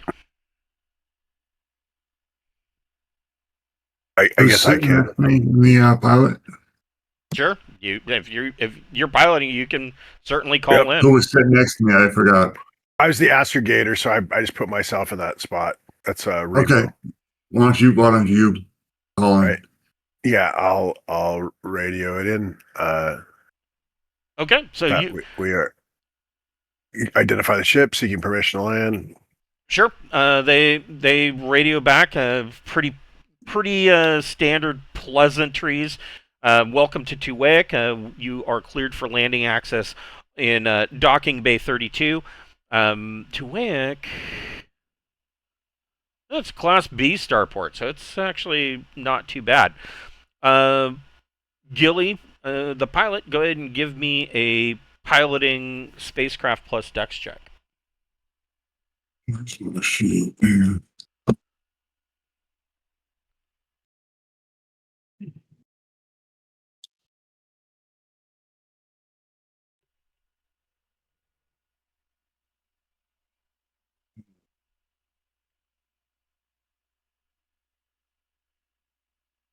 What's it when it comes to macro options? There aren't any, right?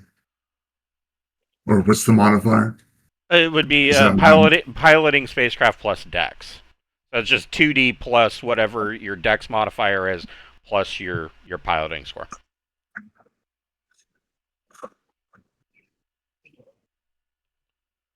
I don't know if you've put in the macro. So my modifier is just 2. Yeah, I got it.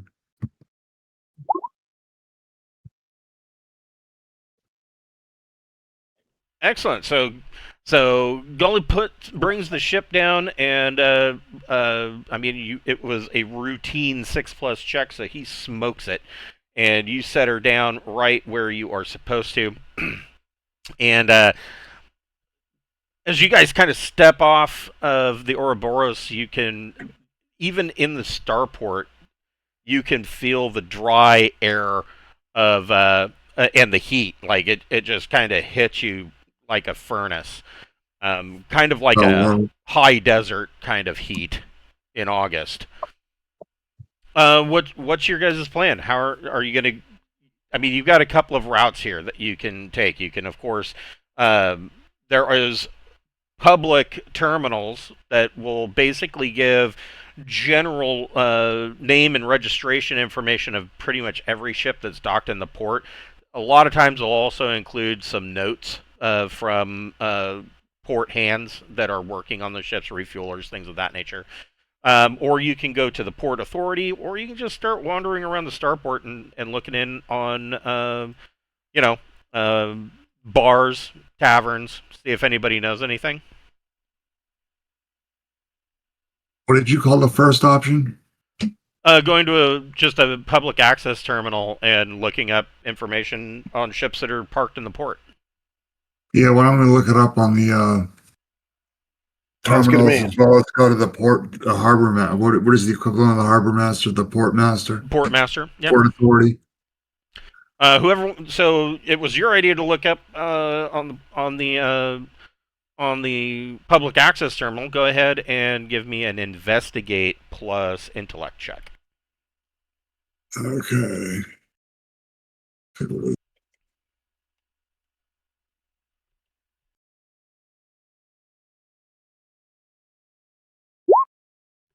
Wow, you smoked that one. Okay, so yeah, you go through and you are pulling up a number of ships, both current in port and ships that were here within the last 6 months.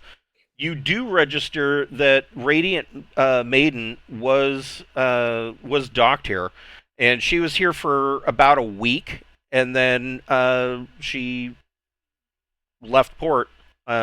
Staying for a week in port is not unusual. That's pretty much the standard procedure. She stayed the week here after arriving, and then left. And it does list with your 16. It does list that her next destination, as planned, was Biaxen, and Biaxen is a amber zoned world. I don't know. Do we know why Biaxen?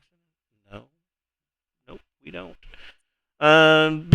Amber zoned, it could be anything from multiple planetary governments that are vying against one another. It could be solar flares, government unrest on the planet. Who knows? But they were registered as Biaxen as being their next point in the journey. That's what you learned. Who did somebody else want to talk to the port authority port master? Or did anybody else have another idea? Yeah, I guess I could talk to the port master, find out if there was anything unusual. Sure. So you make your way to the port authority building, and it's mostly taken up with air traffic control or space traffic controllers, and the typical hustle and bustle of that kind of building. There's also, of course, a customs office, and you find the port master's office, and he welcomes you in. He says, "We're kind of busy at the moment, but I can answer any questions you might have. Sure, we're investigating someone who's missing, and we understand that they left recently. And do we have a name of a ship that they? Yep, it was called the Radiant Maiden. So they were on the ship, the Radiant Maiden. We're just trying to determine if there's anything unusual that may have occurred while they were in port. So it needs to, he's got instead of a clipboard, he's got in his hand a portable computer, touchscreen, and he looks it up and he types in Radiant Maiden. He goes, "Oh yeah. Looks like they were here probably about 6 months ago."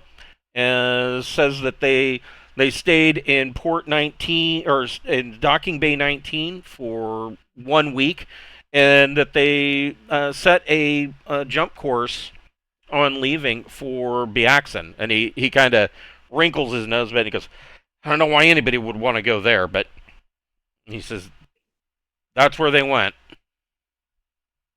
All right. Well, thank you very much. You've really been helpful. I don't know what the appropriate. Do I tip you? Yeah, exactly. I'm not sure what the appropriate. No need to tip me. I'm a government official.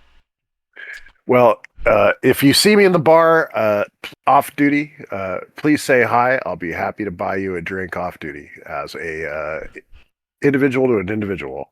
Oh, I would appreciate that. What is Ronnie and Takahashi doing?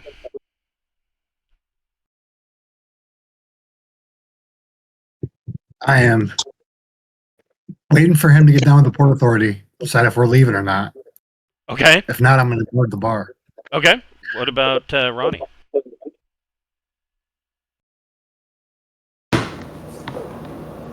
I'm genuinely at a loss. I don't know. I'm going to follow Takahashi.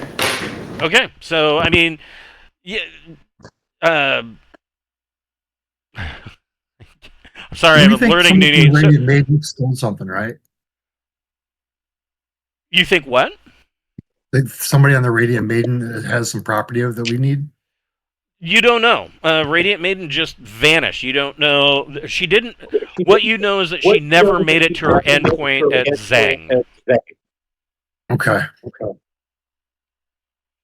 But, I mean, that could be a number of different reasons.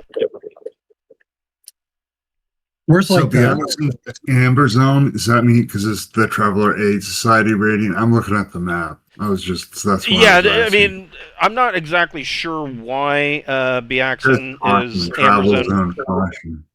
Yeah, it could be government problems. It could be solar flares. It's been listed as being a cautionary location. Could be pirates. Who knows?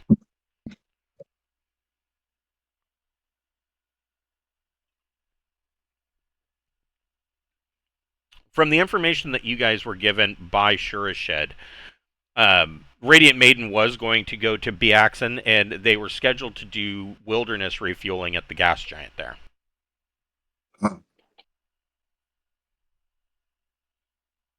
So yeah, Remo comes out. And pretty much the same information that Gully found. And basically it sounds like she was here and then moved on. It's quite a while ago, so she may be quite a ways from here, but true. But remember too that it did take you 26 weeks to get here. As if you came from Deneb. Yeah, if you guys came from Deneb, then it was quite the journey to get to Wayek. I'm assuming that you came from Deneb. There was enough time in Jump for you guys to kind of get to know one another, or at least become the friendly crewmates or friendly fellow employees.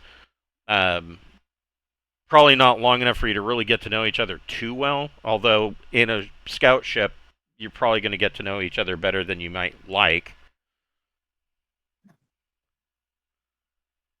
I mean, imagine starting your first day of work and your employees are all working in a motorhome. Yeah. a water world or less than 10%. So the Radiant Maiden It can take unrefined fuel? Yeah. has Okay. tens of billions while less than 10% of its surface is above water. So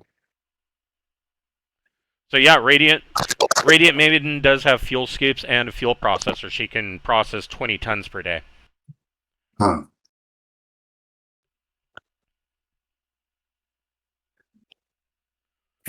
I'm making the piloting check. What do we know about the crew? That's why, yeah. So, I mean, you were given a dossier on the crew. You know that the captain is slated or had put in that she was going to retire within the next 6 months. Basically, this was going to be her last run, Captain Teresa And Redford. so was the engineer was going to retire too? Yep, the Igor Lebanov was also going to retire with the captain. So what are the chances that they might have just misjumped? That could be. I mean, you don't know until you find a port. Really, I mean, like I said, you're looking for a needle in the haystack, but you have their course until you find a port where they didn't arrive. I mean, you don't know how to narrow. You won't have any way of narrowing it down until you find a port that they didn't arrive at. But of course, misjump is, of course, a possibility. And then, who knows where they went? You want to go on to Biaxon, or you want to wait? What do you guys want to do? It takes a week for us to be able to jump again, right? Correct.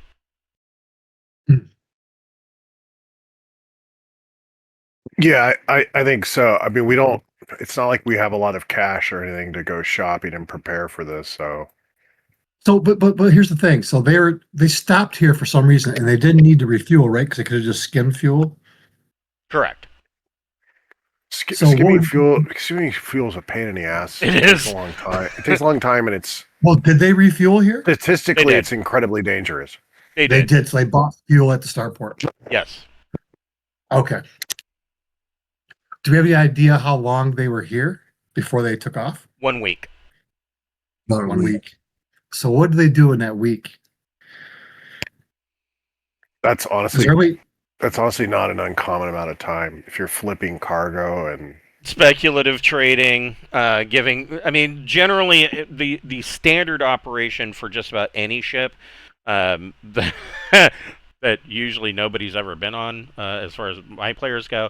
But the standard operation for a ship is you make a jump, you spend 1 week in port, you would be doing speculative trading, repair, any maintenance that needs to be done, refueling, and giving the crew some R&R, some shore leave, so that they're not cooped up in a tin can.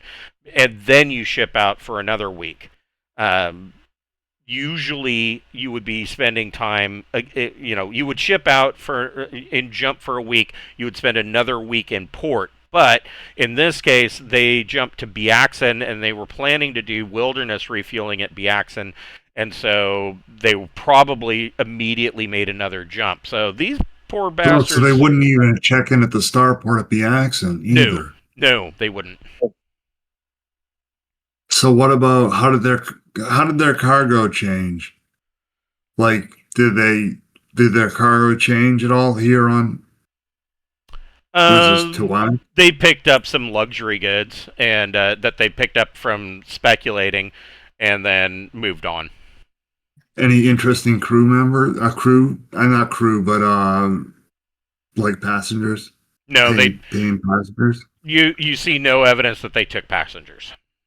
Can they take passengers? Do they have staterooms? They do. That's a good question, though. Look. Man, they got a lot of staterooms. Yeah, they could theoretically take passengers. They got more staterooms than they've got crew. All right. So, I mean, yeah, that is a possibility. I mean, they're all double bunked staterooms, but Radiant Maiden is really kind of designed for a larger crew. You would usually with a subsidized merchant, a lot of times they'll bring their own teamsters with them, and then that way they can handle freight and whatnot. So this was actually a fairly small crew for a ship like a subsidized merchant. We know where Does they hold up. Biaxon have- Let me see if it has a. Does that have a starport at all? Biaxon? It's got 3 gas giants, and then so the starports wouldn't be on the gas giant, right? It does not have a starport. I mean, it's got a Class D starport, which may be one of the Yeah, reasons but why it's it's nowhere hampered. near the start. It's nowhere near the gas giant, though, is it? You can bring up Biaxon on I'm your looking library at it. computer. I Where's it mean, listed? there's no high port at Biaxon. There's just gas giants and a Class D, which basically is a flattened area on the main world with maybe a landing beacon. Yeah, I'm looking at it. Class C. Port size 5. No, Class D. The first letter. Really? Yeah, the first letter is the port. The last one is their tech level. So they have a really high tech level, but they have no starport. That's very peculiar. Is there, using the dossier, is there any way that we could look to see if they use any corporate resources, like to charge, like, for rooms or anything when they're here, or any purchases they might have made on corporate accounts? Just so either I can go there, or I can get information, or I can eliminate. You could make an admin plus intellect check to see if there were any charges made to Shurishid's corporate account. Plus intellect to be 0, so Oof. Yeah, no, Yeah. you don't pick up any kind of financial records at all.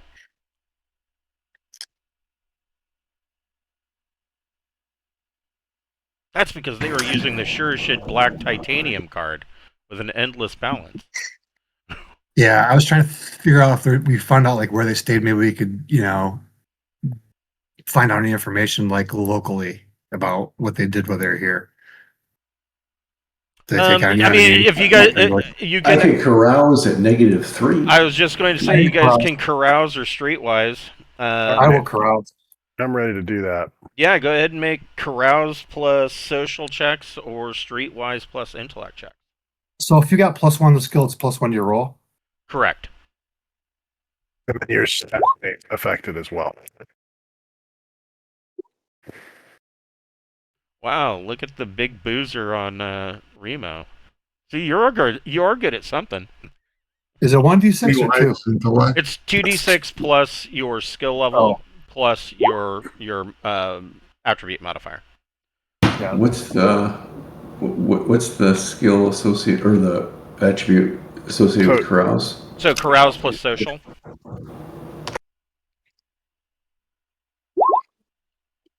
Ooh, Wow. there you go. Yeah. Hello. Well, I might have died carousing. Yeah, Ronnie's out there getting shit faced. He didn't get nothing. I might have died. Every time he comes back from about the bar, I shoot him with some panacea. yes. So Remo and let's see. Remo and Takahashi, you do find that they pretty much did spend a large amount of money in the taverns. And Remo specifically, you find a chatty bartender in one of the dive bars that tells you that they seem to be celebrating some big speculative trade purchase in luxury items, And she said that she didn't quite pick up what the actual trade items that they picked up were, but she believes that it was like she thinks that it was like chocolate or something like that that they thought that they were going to be able to sell for a lot of money further on down the line. She says she gets it.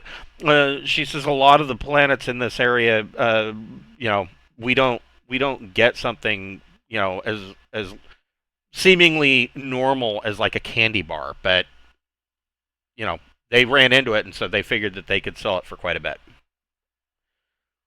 Gully, on the other hand, you find that not only or you hear through the streets, you find out that not only did they make a big purchase as far as luxury goods, they took on like 10 tons of this luxury item that evidently is like 10 tons of candy bars. And in addition to that, you find out, pull up some names here. You find out that Killian Orthus spent quite a bit of money at a 3-star higher end restaurant in the area, and was seen with a local woman, and he also rented a room at Advantage Hotels for a night. And he was the what on the crew? He was the first mate and co-pilot. Okay. According to the dossier, he's been a member of the crew of Captain Redford's crew for 8 years. Huh. Aside from that, all of you, with the exception of Ron, well, even Ronnie might have heard this, is that I don't know. I was clearly majorly shit-faced. blackout drunk. Yeah, you all kind of hear the same thing. Is that the crew of the Radiant Maiden didn't seem to cause any problems in port. They didn't really generate any ill will or enemies. They were a fairly pleasant crew to have to deal with.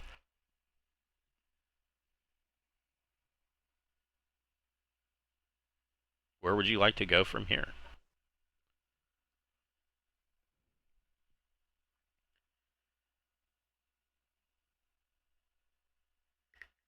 Bars. 10 tons of candy bars? Yeah.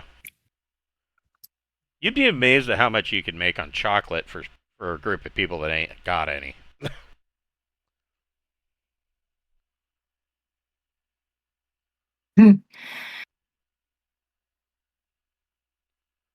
So, where would they be?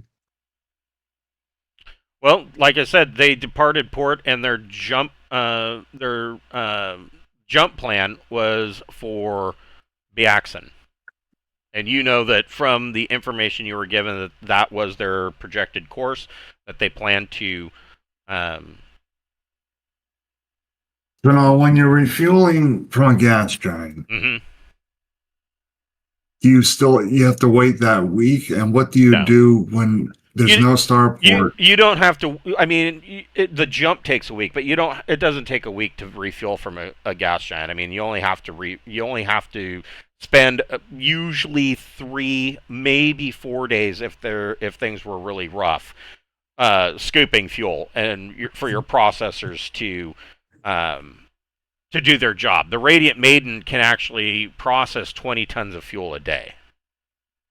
So why does it take? It takes a week to jump, but then it usually takes a week downtime. It doesn't take a week. That's usually what most captains of ships do, is that they take a week of downtime, because otherwise your crew are stuffed inside a tin can for months on end if you just jump.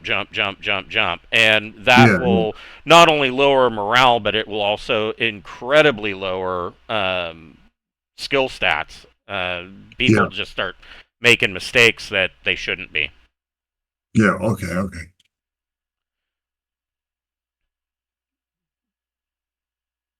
So what would you guys? You guys have probably spent. It's been a little over an hour that you've been in port, and pretty much you know that they were here and they left. What about us? What was our jump again? 2? Yeah, you've got J2 just like they did. Okay, and we don't have fuel processors, do we? Yeah, you do. We do? Yep, you've got scoops and fuel processors. Alright. Oh, I'm sorry. You What can do you do guys better. You've got J3. Nice. Yeah, and fuel processor 40 tons per day and fuel scoops. Nice. Why don't we make that jump? Let's see what's what. Why don't we refuel, cap it off, and it's only jump 1 there, right? Correct. So we could always jump back. I mean, you could jump 1 to Biaxon if you don't find any evidence with your scans. You then have a jump 2 left in you. You could jump directly to Bruford, which was their next projected course.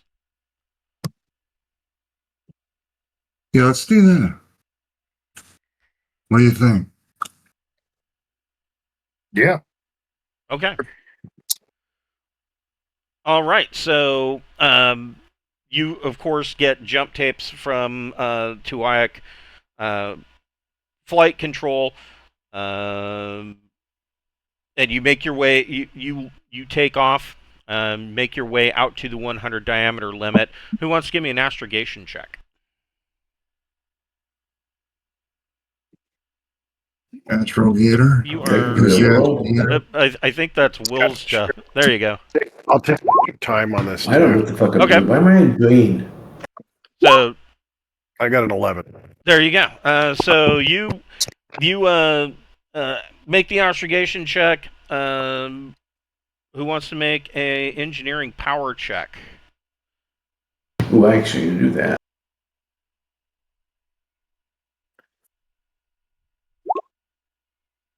Nice. And last but not least, who wants to push the big red button? Engineering J drive plus intellect or education, and you get a +2 to that. What do you need for that? A drive?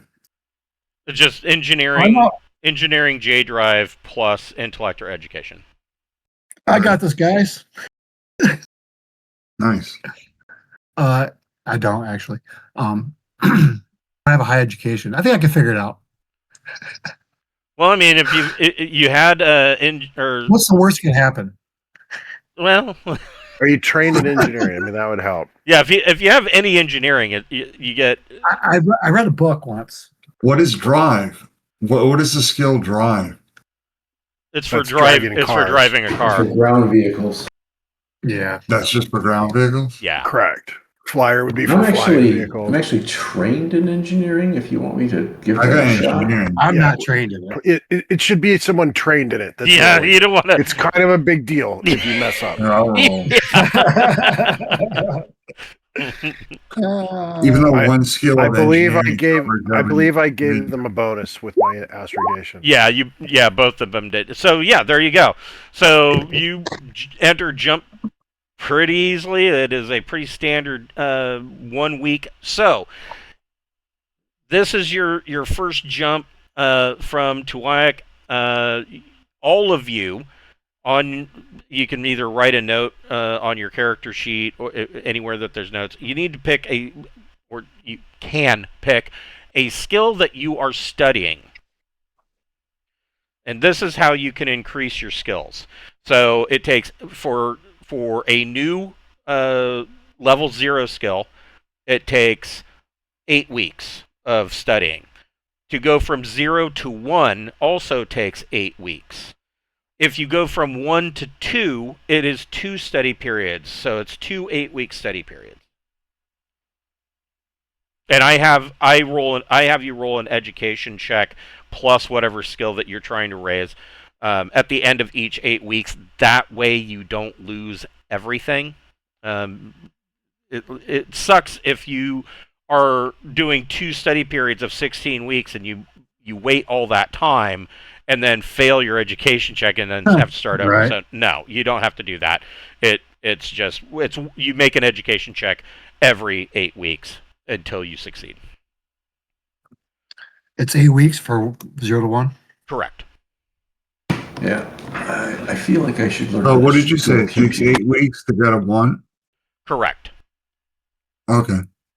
So this would And be this is this would be 1 this is- week. This would be 1 week in jump that you're studying. okay. Because there's really not, other than standard bridge duty or watch duty, there's really nothing else for you guys to do a week in jump. And really even watch duty, you're talking about a ship that you can cross the entire breadth of the ship in like 4 steps. So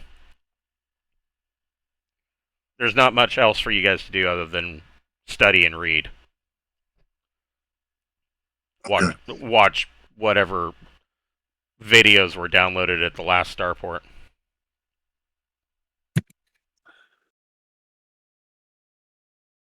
Just mark down it for studying for the week or whatever and jump. Yeah, you could just suit. you could just mark it down as 1 week of one week of study period. And once you get 8 of those, that's 1 study period.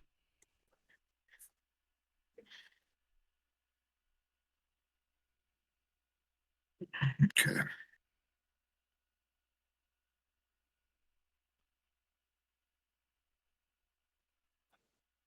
Okay. So at the end So- of the week, you arrive in Biaxon. Where do you want? I mean, the most obvious answer. I mean, if you're talking about a 100 diameter limit of Biaxon, the main world, the most obvious answer would be this large gas giant. But that's not necessarily where they may have gone. There are 2 other possibilities in the system as well. So where would you like to begin your search?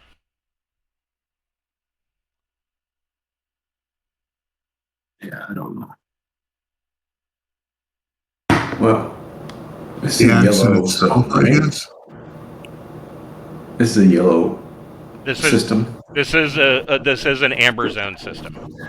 I think I'm going to listen to my naval training, and I'm going to get to the turret stations. Does BI have a high port with that dash C, or how? What's that? I'm sorry, what was what? Yeah, high port. Or is it? It does. The There's dash C is a low port, right? so no. It is D8A A99-C. D is a Class D starport. C is the tech level. So they have a fairly high tech level, and like they have got shit for a spaceport. That tells me it's probably a small colony, probably a corporate colony if they're sporting a C for tech level, because that would make them tech level 12.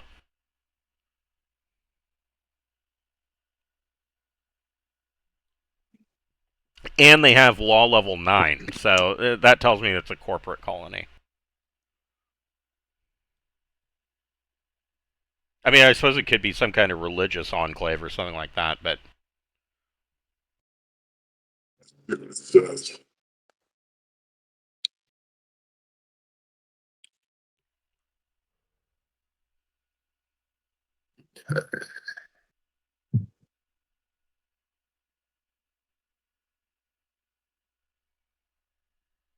So, yeah, it's a nobility. The landed nobility yeah. oversee affairs regarding interstellar and imperial travel.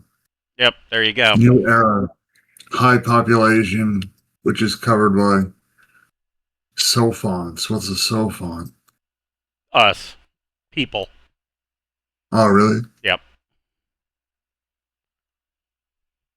Where does that term come from? It's sentient creatures that can talk, can talk and hold Yeah, like conversations. SOFH. I see. Know that. Generalized term for technology using being. So it is about the size of Earth. Has 1.0 G's gravity. It is dense atmosphere, 1.5 to 2.49 pressure. That's got to be rough. It is considered a water world. 96 to 100% water. Tens of billions of people are living on this planet.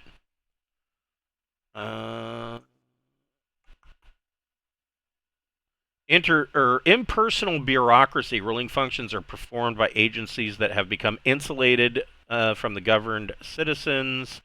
Entrenched castes of bureaucrats, decaying empire. Oh, this place is wonderful.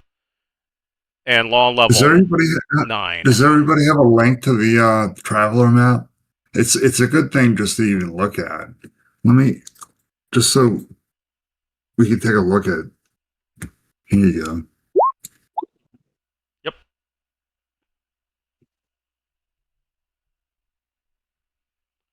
And where on that map are we? It should come right up. It should come right up at the axon.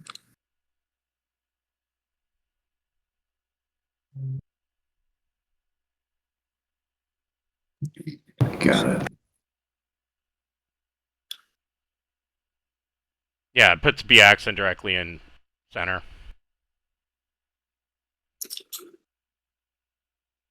So let's check out.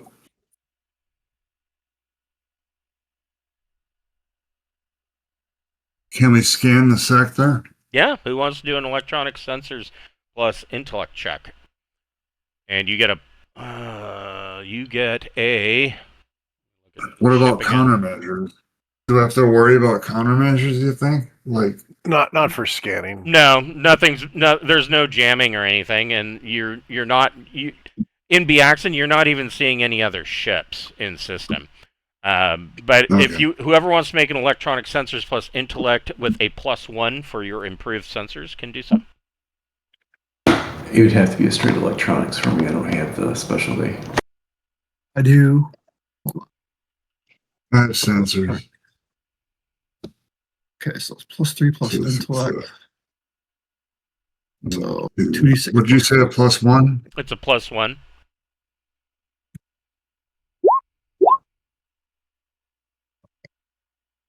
Okay, so a 9. You don't detect. Well, this takes you. You do a scan of the system for about 10 hours.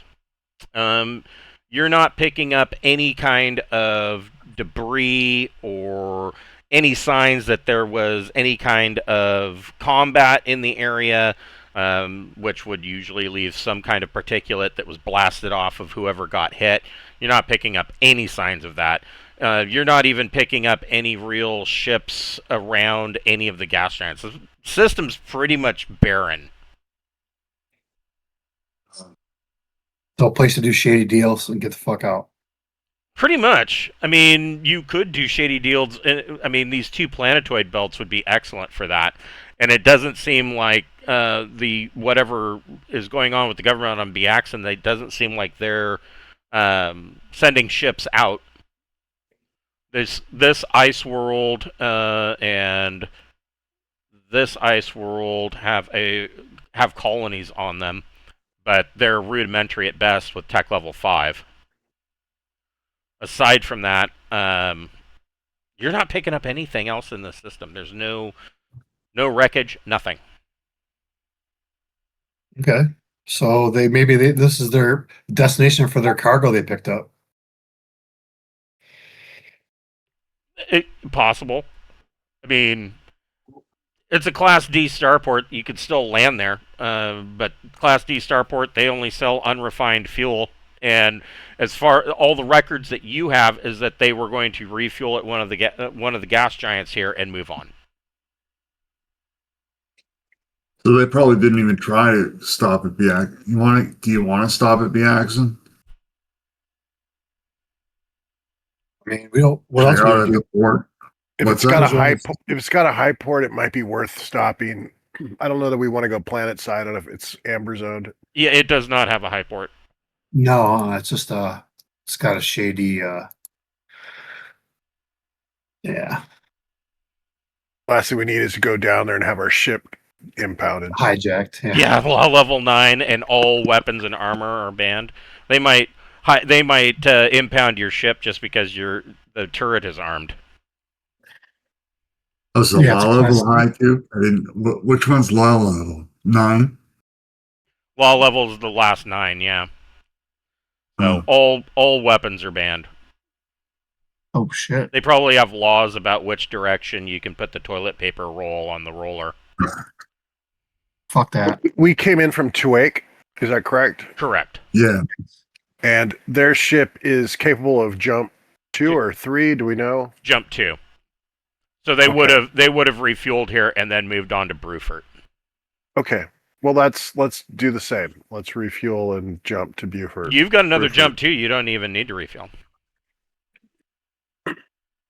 because it's only Yeah, that another was J. the whole idea. It's only another J2. Do we have any idea the long term? Do we have any idea the direction they're going to long term? Their final destination on this cargo run was Zhang. And they're jump 2, so that means they've got to go through Tully Home, so they've got to go the longer route.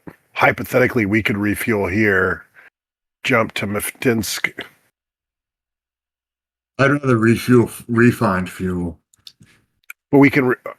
Doesn't our ship refine it? Do we not have a refinery on our ship? You've got Yeah, but fuel. there's still a risk. You've There's got still fuel. a risk. No, fuel processors will turn unrefined fuel into refined fuel.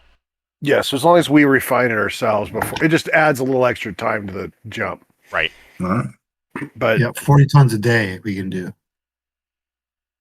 But we could hypothetically if they're headed to Zing, we could get to 1, 2. Well, this red line is their projected course.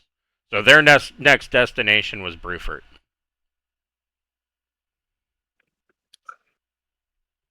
Right. Yeah, sure, Rupert. I'm just saying that they're jump 2, we're jump 3. Hypothetically, we could make it to Zing in 3 weeks, whereas if we follow them, it will take like 5 weeks. True, but you already And know we're you already know they never arrived at Zhang. I Right. guess that is true. So the jump numbers are the hexes. Correct. Yeah, how many hexes you can jump? One hex equals 1 parsec. Got it. Parsec, stupid length of measurement of. So should we just space. follow their course and scan? Yeah, I mean, Reach since no they point? disappeared, it makes sense that we'd follow and try to get information on, what may have happened to them. Okay. Okay. Somebody. So I don't know if we can jump too far ahead of them at all. Well, if we refueled here, let me see if I can't draw on this map. Right, maybe I Yeah, can. paintbrush. Yep, paintbrush.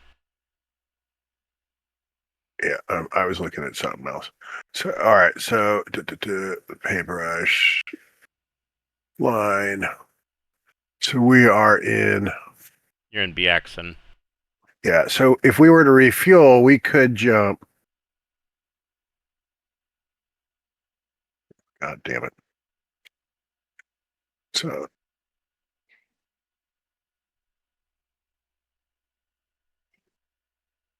That was my thinking, is that we could hypothetically do it in, if we were trying to get there Yeah, we have faster. to backtrack. Right. The problem is they disappeared along the way. I thought we were trying to maybe, if they'd made it to, if we're trying to beat them to Zing, I was trying to make up a week. No, No, I think we follow their trail and we catch up Yeah. to them at some point, hopefully. the trail has already been lost. Yeah. Well, Wait. the fact that they didn't make it to Zing means that we do need to find out what happened to them. So. Yeah. okay. So go ahead and somebody give me an astrogation plus intellect check for Bruford. One more quick thing. I think that we could skip a star or 2 on this jump route, and if they never arrive there, then we backtrack. If we did arrive there, we go forward. Yeah, you're talking about skipping Tom and Nina and just jumping right to Timmer from Bruford. Yeah, then we'll know if you go forward to Ushashin or back to Talmina. That's legit. Okay. I mean, because we know they didn't make it to Zhang, so it's either if we go to Timur, well then they never made it. We go back to Talmina. If they never made it there, then we know it's in this fucking place. Well, no, I guess there's Bruford as well. Well, Talmina is a D starport, so it's like a parking lot with the Right. water. Yes. Somebody give me a engineering power plus intellect or education.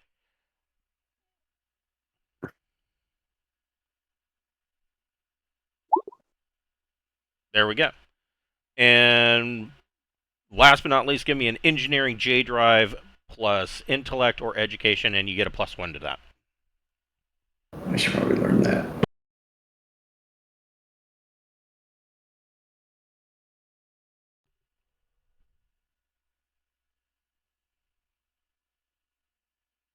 I don't have it. I don't have J drive. Anybody else? Somebody had it before. Oh, Because someone sweet talked me into taking power. Goalie had it before, I think. Hit what? What? Engineering J drive plus intellect or education. Oh, sorry. Well, let's see.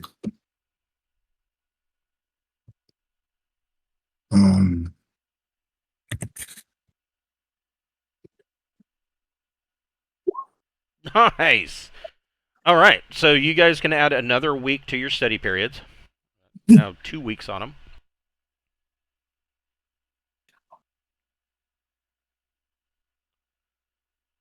And you guys enter the Bruford system.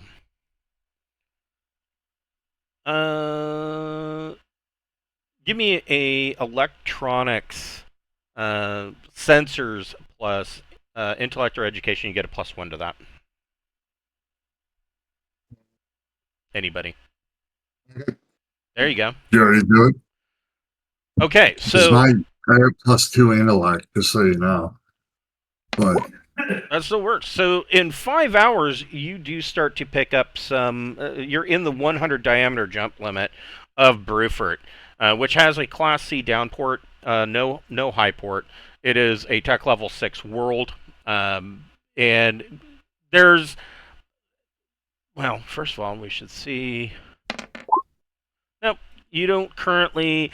Initially, when you come out of jump, you don't find any other ships in the region.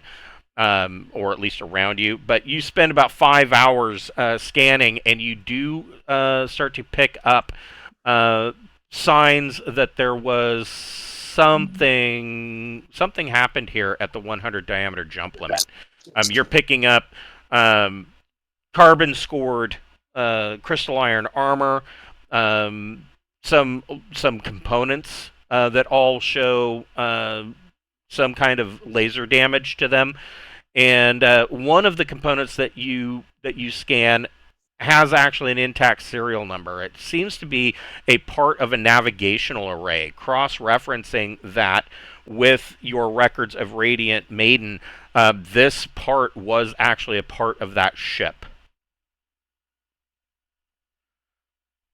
As you are detecting this, that obviously they were shot at by somebody, you pick up a sensor package coming your way of another ship. It is a courier class, Type S courier ship that is pinging as the Proteus, and it seems to be it is registered as a system patrol craft, and they are radioing you. They want to know if you are experiencing any malfunctions, or do you need assistance. This is Proteus. Do you require any assistance? Over. Oh, this smells like a trap. Donkey balls. Donkey balls. Sorry. just stay negative. Pants reference. Thanks for the good song. This is the Proteus making its way in towards you. It looks okay. So what reason would they have to? It's a system patrol. It's a system patrol craft, and you came into the 100 diameter jump limit, and instead of immediately heading for the main world, you're hanging around for 5 hours. That could mean that you could be pirates, or that you were experiencing some kind of malfunction. How are you guys responding? They're official, right? This is like from the. Yeah, it's pinging as a Bruford system patrol craft. Yeah, okay. I'll hail them and give them our ship's information. While Bill's hailing them, I'm gonna take a seat behind the fucking gunnery center. Okay, so you're climbing into the turret. All right. We've got nothing to worry about.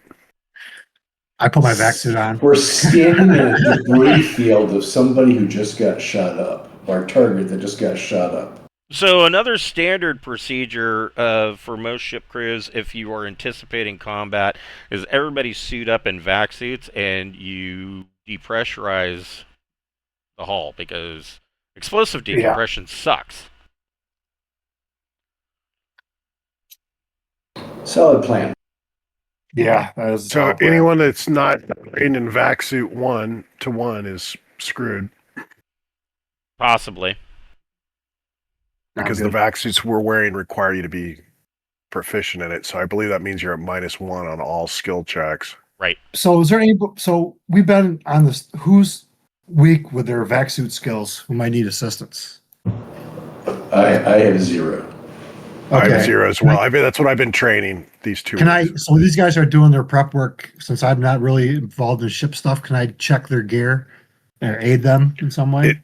It doesn't matter. Yeah, it's that we aren't familiar with the suits, and so they're awkward and clumsy to wear, and so we're at -1 on all skills. Fat finger everything because you got heavy gloves and whatnot. Yeah. Got you. Your peripheral vision sucks because you're in a helmet. So my next vac suit's going to be a Can I do a Navy tactics check just to see if we're doing the correct procedures? Sure.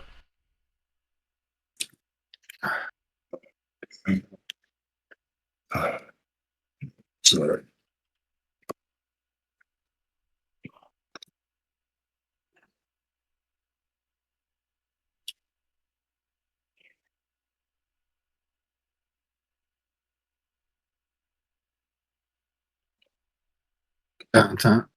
Tension's killing me. Nice. All right, so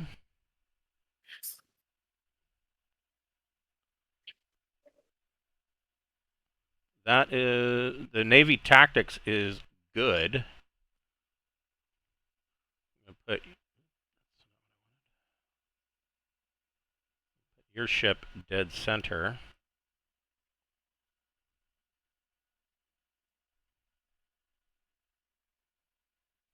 I put my suppressor on my Gauss pistol in case we're boarded. Okay, I mean, Gauss pistols aren't really that loud. But you guys are making me nervous. Are they going to board us? So you said you were going to. It's more than likely. I mean, they guard the zone. I mean, they may want to check to see if we're carrying anything that's illegal. I mean, we're not, and we're on legal business. So just to get out of the way, so there are 2 types of space combat. The first and most normal is the rounds are 6 minutes long because space is huge and things take time. So initiative for that, Gully, roll 2d plus your piloting skill, and you get to add to that the ship's thrust score. 2d plus. Just a sec, I'm looking. And thrust score. Thrust score is 2. 2d6 plus pilot. Yep, 2d6 plus your pilot skill plus 2 for this thrust score. Plus another 2? Okay. 13. they... Let's see here.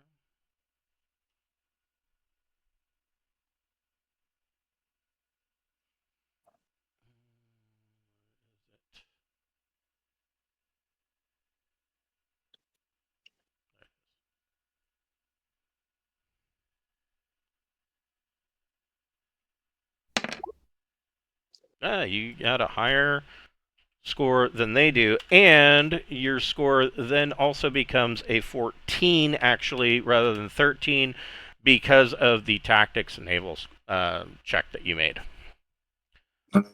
And so you are seeing, they are approaching, but they're only approaching at thrust 1. They're not really in any kind of terrible hurry. You said, I almost called you Sarda. Remo, you said that you were hailing them, answering their call? Yep. Explain that we are with the RSVC, investigating a ship that went missing that traveled through here a few months past. Oh, they respond back. We haven't really heard of any ships that have gone missing. What was the name of that vessel? Provide the name of the vessel. The Radiant Maiden. Radiant made it. And we're looking at the wreckage right now. Yeah, as a matter of fact. And so they, he says, interesting. Well, it's possible if they, we do occasionally have pirate attacks here, and which is why we have the systems patrol craft out here. It's possible that if they were attacked, they would have landed on Bruford at the starport. I would recommend making way for Bruford and setting down at the starport and making requests for information there. It could be that they're docked there right now. Sounds good. Again, we are looking at wreckage. Yeah. Should we worry about the ship that evidently got destroyed a few moments ago? What did you say the serial number was? It was just a matching serial number to a navigational part that was a part. Oh, okay. So the other thing that tells you is if they were hitting their navigational array, they wouldn't have been able to make a jump because they wouldn't have been able to do any astrogation. So they would be there. They might be on the planet's surface, yeah, at the starport. Everybody give me a recon plus intellect check.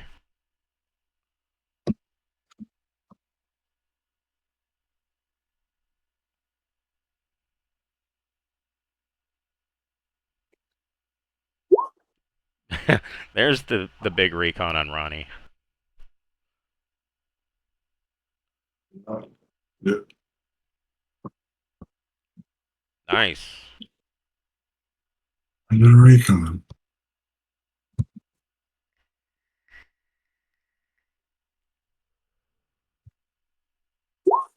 Nice. So you all look at your and Ronnie, you see this on your threat board, and the rest of you see it on sensors. You see that there's another scout class ship that is approaching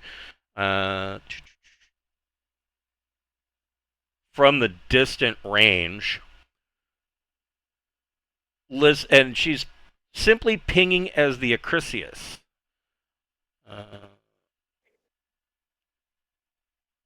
Here's a visual. And she is heading right for you. If anybody wants to, you can give me a electronic sensors plus intellect or education, and you get a +1 for your improved sensors.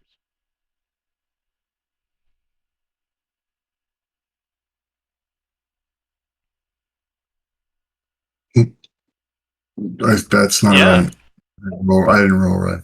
Oh, okay. There we go. You are picking up EM emissions from the Acrisius. It seems that weapons are powered, and they are approaching at thrust 2. They are in a hurry. I'm going to alert the defense boat. Okay. You've got an incoming, coming in hot, weapons armed. Okay. We're going to start headed towards the planet. And so let's start maneuvering away from this ship. Okay, Gully, give me a piloting plus dex check.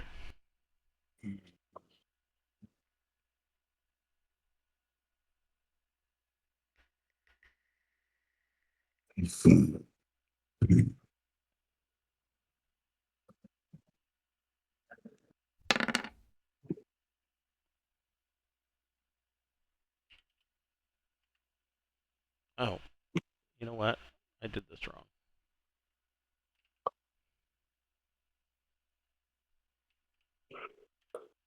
That's what it should be. Whoops, my bad. Okay, so Gully swings the ship around. What are you setting the thrust at? Are you doing a max burn of 2 Gs for Bruford, or are you... So you have your choice. You have the Ouroboros has a thrust of 2. And you can set... You can say, like, I'm only using 1, and then you can save 1. Let's do 1 and save 1 for defense if we get shot at. For evasive maneuvers. Yeah, I'm saving for evasive maneuver. Okay, so you are doing 1G burn for Bruford. This kind of changes their position as you are burning. System patrol craft acknowledges that the Acrisius is moving in as a threat, and it does a 2G burn in its direction. And it fires. Against the system patrol? System patrol craft Proteus fires on the Acrisius and misses. Oh, Without wow. giving no notice, no threats, we're just going to shoot at you. Right. Well, no, they are radioing the entire time that stand down, power down weapons, etc. Acrisius continues 2 Gs of burn and is heading straight for you, and they're going to shoot. What have these guys got? Oh, all right, pulse lasers.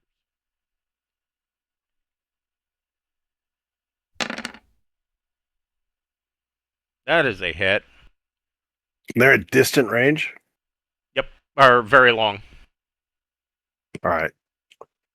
Well, we can use that one point of so maneuver. they're at -1, so that was only a 9, so that's better. Yeah, I mean, the 1 point doesn't help us evade.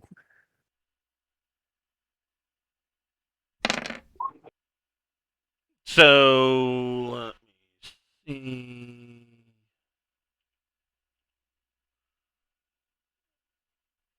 Your ship has 4 armor, meaning that you take 5 points of hull damage, and everybody can make a recon plus intellect check.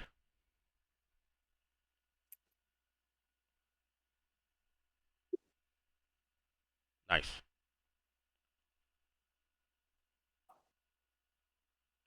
So Ronnie, Remo, and Gully, the Acrisius that is firing on you, it is obvious to you 3 that the Acrisius is shooting to disable. It is not shooting to damage you. Or not. It's shooting to disable the ship. Burn. They flew past the patrol ship and came after us that fucking hard. Yeah, I'm pretty impressed too. I mean, from that distance. Are you maintaining the 1G of thrust, or are you attempting to continue to evade? That's up to Gully. How much damage did we take them? 5 points? Yeah, you took 5 points off of your 60 hull, so you've got 55 hull points left. Does their ship look like it can land on a planet? Yeah, they're Suleiman class scout ships, both of them. Okay. Also scout ships. Okay, yeah. Yeah, they. I'm gonna try Well, to radio them and demand to know what the hell's going on. Silence.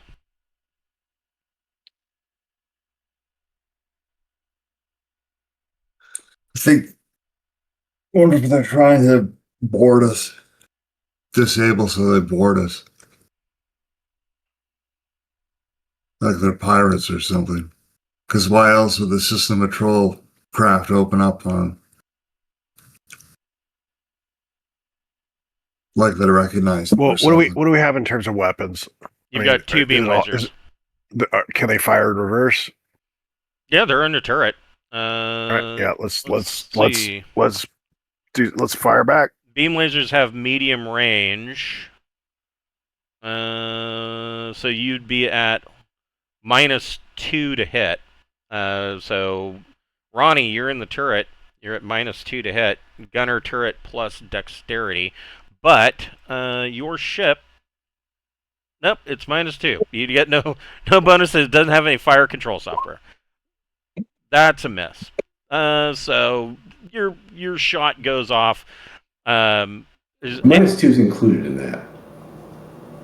Yeah, you need an 8 to hit. Right. Okay. Anybody else doing anything?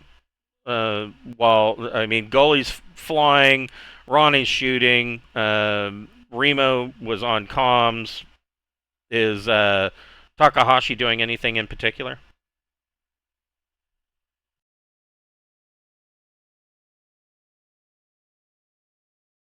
You're muted. Yeah, he's muted. Sorry, I am. I'm just a Marine crew duty at the moment. Okay. All right. So, systems patrol craft closes, and they make a shot.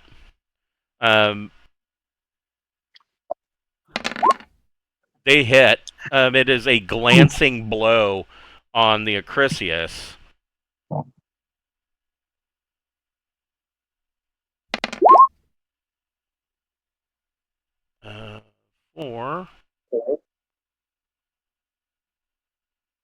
Four points. Mainly cosmetic damage. However, the Acrisius, as soon as the system patrol craft Proteus comes within range and actually hits them, they turn tail and run at 2Gs. Proteus radios you and apologizes for the disruption.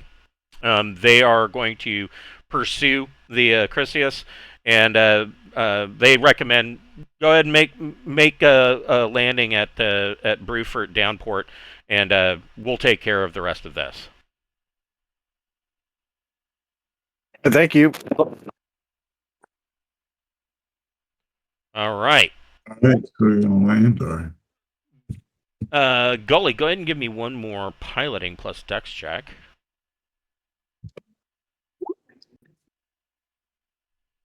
oops. A 7's not that bad. It's only a little bit of a bad burn on, as you are coming into Bruford's atmosphere. You kind of burn the other underside of the ship, but Bruford is mostly water, and there is a small island down here where the starport is at. The big thing to remember is that you can spend extra time to get a +2 on a roll, and landing is a very quick procedure. So ×10 time is not. It's like spending a minute to land versus. Yeah, and landing you only need a 6 anyways. But coming into the atmosphere, you kind of burned a little bit. But you have no problem. Bruford or Bruford Downport radios you. You get a automated message that. It basically tells you. Let me find it here.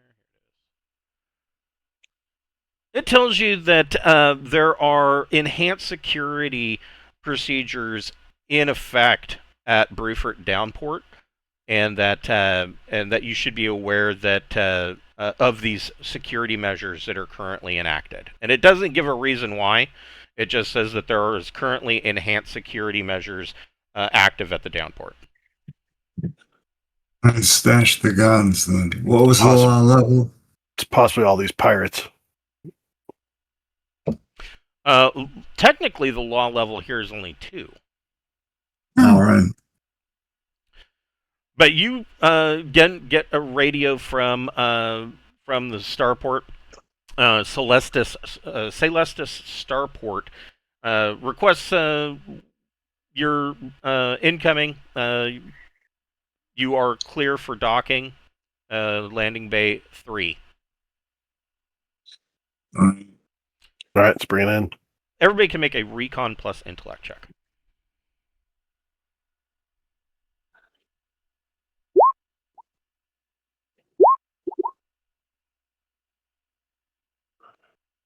So Remo and Takahashi, as the ship is coming in, you kind of look out the viewports, and you can see that Celestis Starport is about 10 kilometers from the city of Celestis, and the starport itself looks like probably all of the landing bays are pretty much designed for around 200-ton range of ships.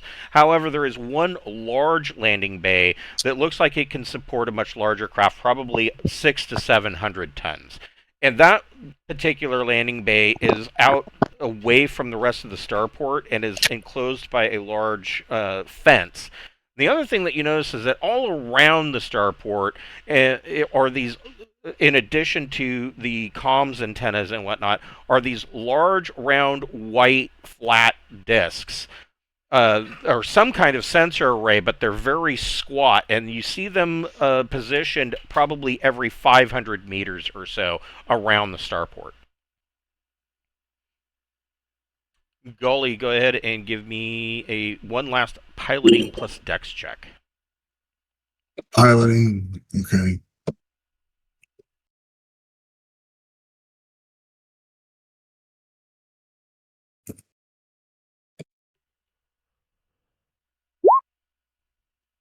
Nice. So you set down in landing pad 3 with no real problems, and you guys kind of, make your way off. As you step off of this ship, Please charge now. you can see that there is the port administrator walking towards you, and he's waving to you quite friendly, but there are 4 armed guards, and they are all wearing black and red uniforms that are, they have this symbol. Oops, wrong button. They have this symbol on the uniforms. And you've seen this symbol before. It's related to Pernok Security Services. They're basically a third-hand security company that usually offers on here. Do that. It usually offers security services or policing services to colonies that don't usually have their own police force. It seems that that's the case here, and they look like they've got their guns at the ready. They look like they are ready for a battle. And the administrator comes up and welcomes you guys. He tells you, he says, "Oh, I heard about what happened up there, those damn pirates." He says, "Obviously, you can see we have some issues, and currently the starport and Celestis City is experiencing a heightened security issue. I'm going to have to ask all of you to leave any firearms that you might have on board your ship. However, if you wish to carry a bladed weapon with you for self-defense, as it may be, that's perfectly acceptable." Okay, thank you. Can we get some kind of receipt or something? We were shot and all was damaged. Oh, yeah. Inevitably, that's going to be an insurance claim. We're going to Oh, certainly, certainly. And you will notice that all of these starports all have locking doors to them, so they take security for people very seriously. Like he gives you an access key so that only you guys can enter and exit your landing pad while you're here. He says we take security here very seriously, and so we want our guests to feel safe here. And he sends a receipt for the damage to your mobile comm.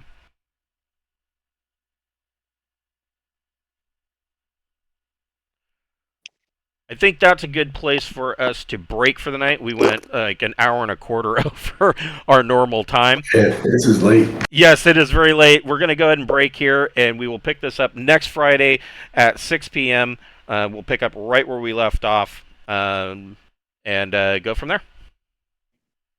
Awesome. It's good. Hey, will you check that demi plane setting for me? Yes, I will. Thank you. I will. Appreciate that. I will check that and let you know in Discord as soon as I'm done if I find it and enable it. Thank you. You're welcome. Have a good night, guys. So, wait, one quick thing. This is a housekeeping thing. Are we switching to communicating via Discord? That's or are we staying with Messenger? I would really like to ditch Messenger and go all the way over and keep everything on Discord because it keeps everything nice and tight and it bypasses all of Facebook's bullshit. And so that would really be ideal. I mean, that would be fantastic. Good to me. All right. I need to go. Thanks a lot for running. Yep. Have a good night, guys. Take care. Thanks, everybody.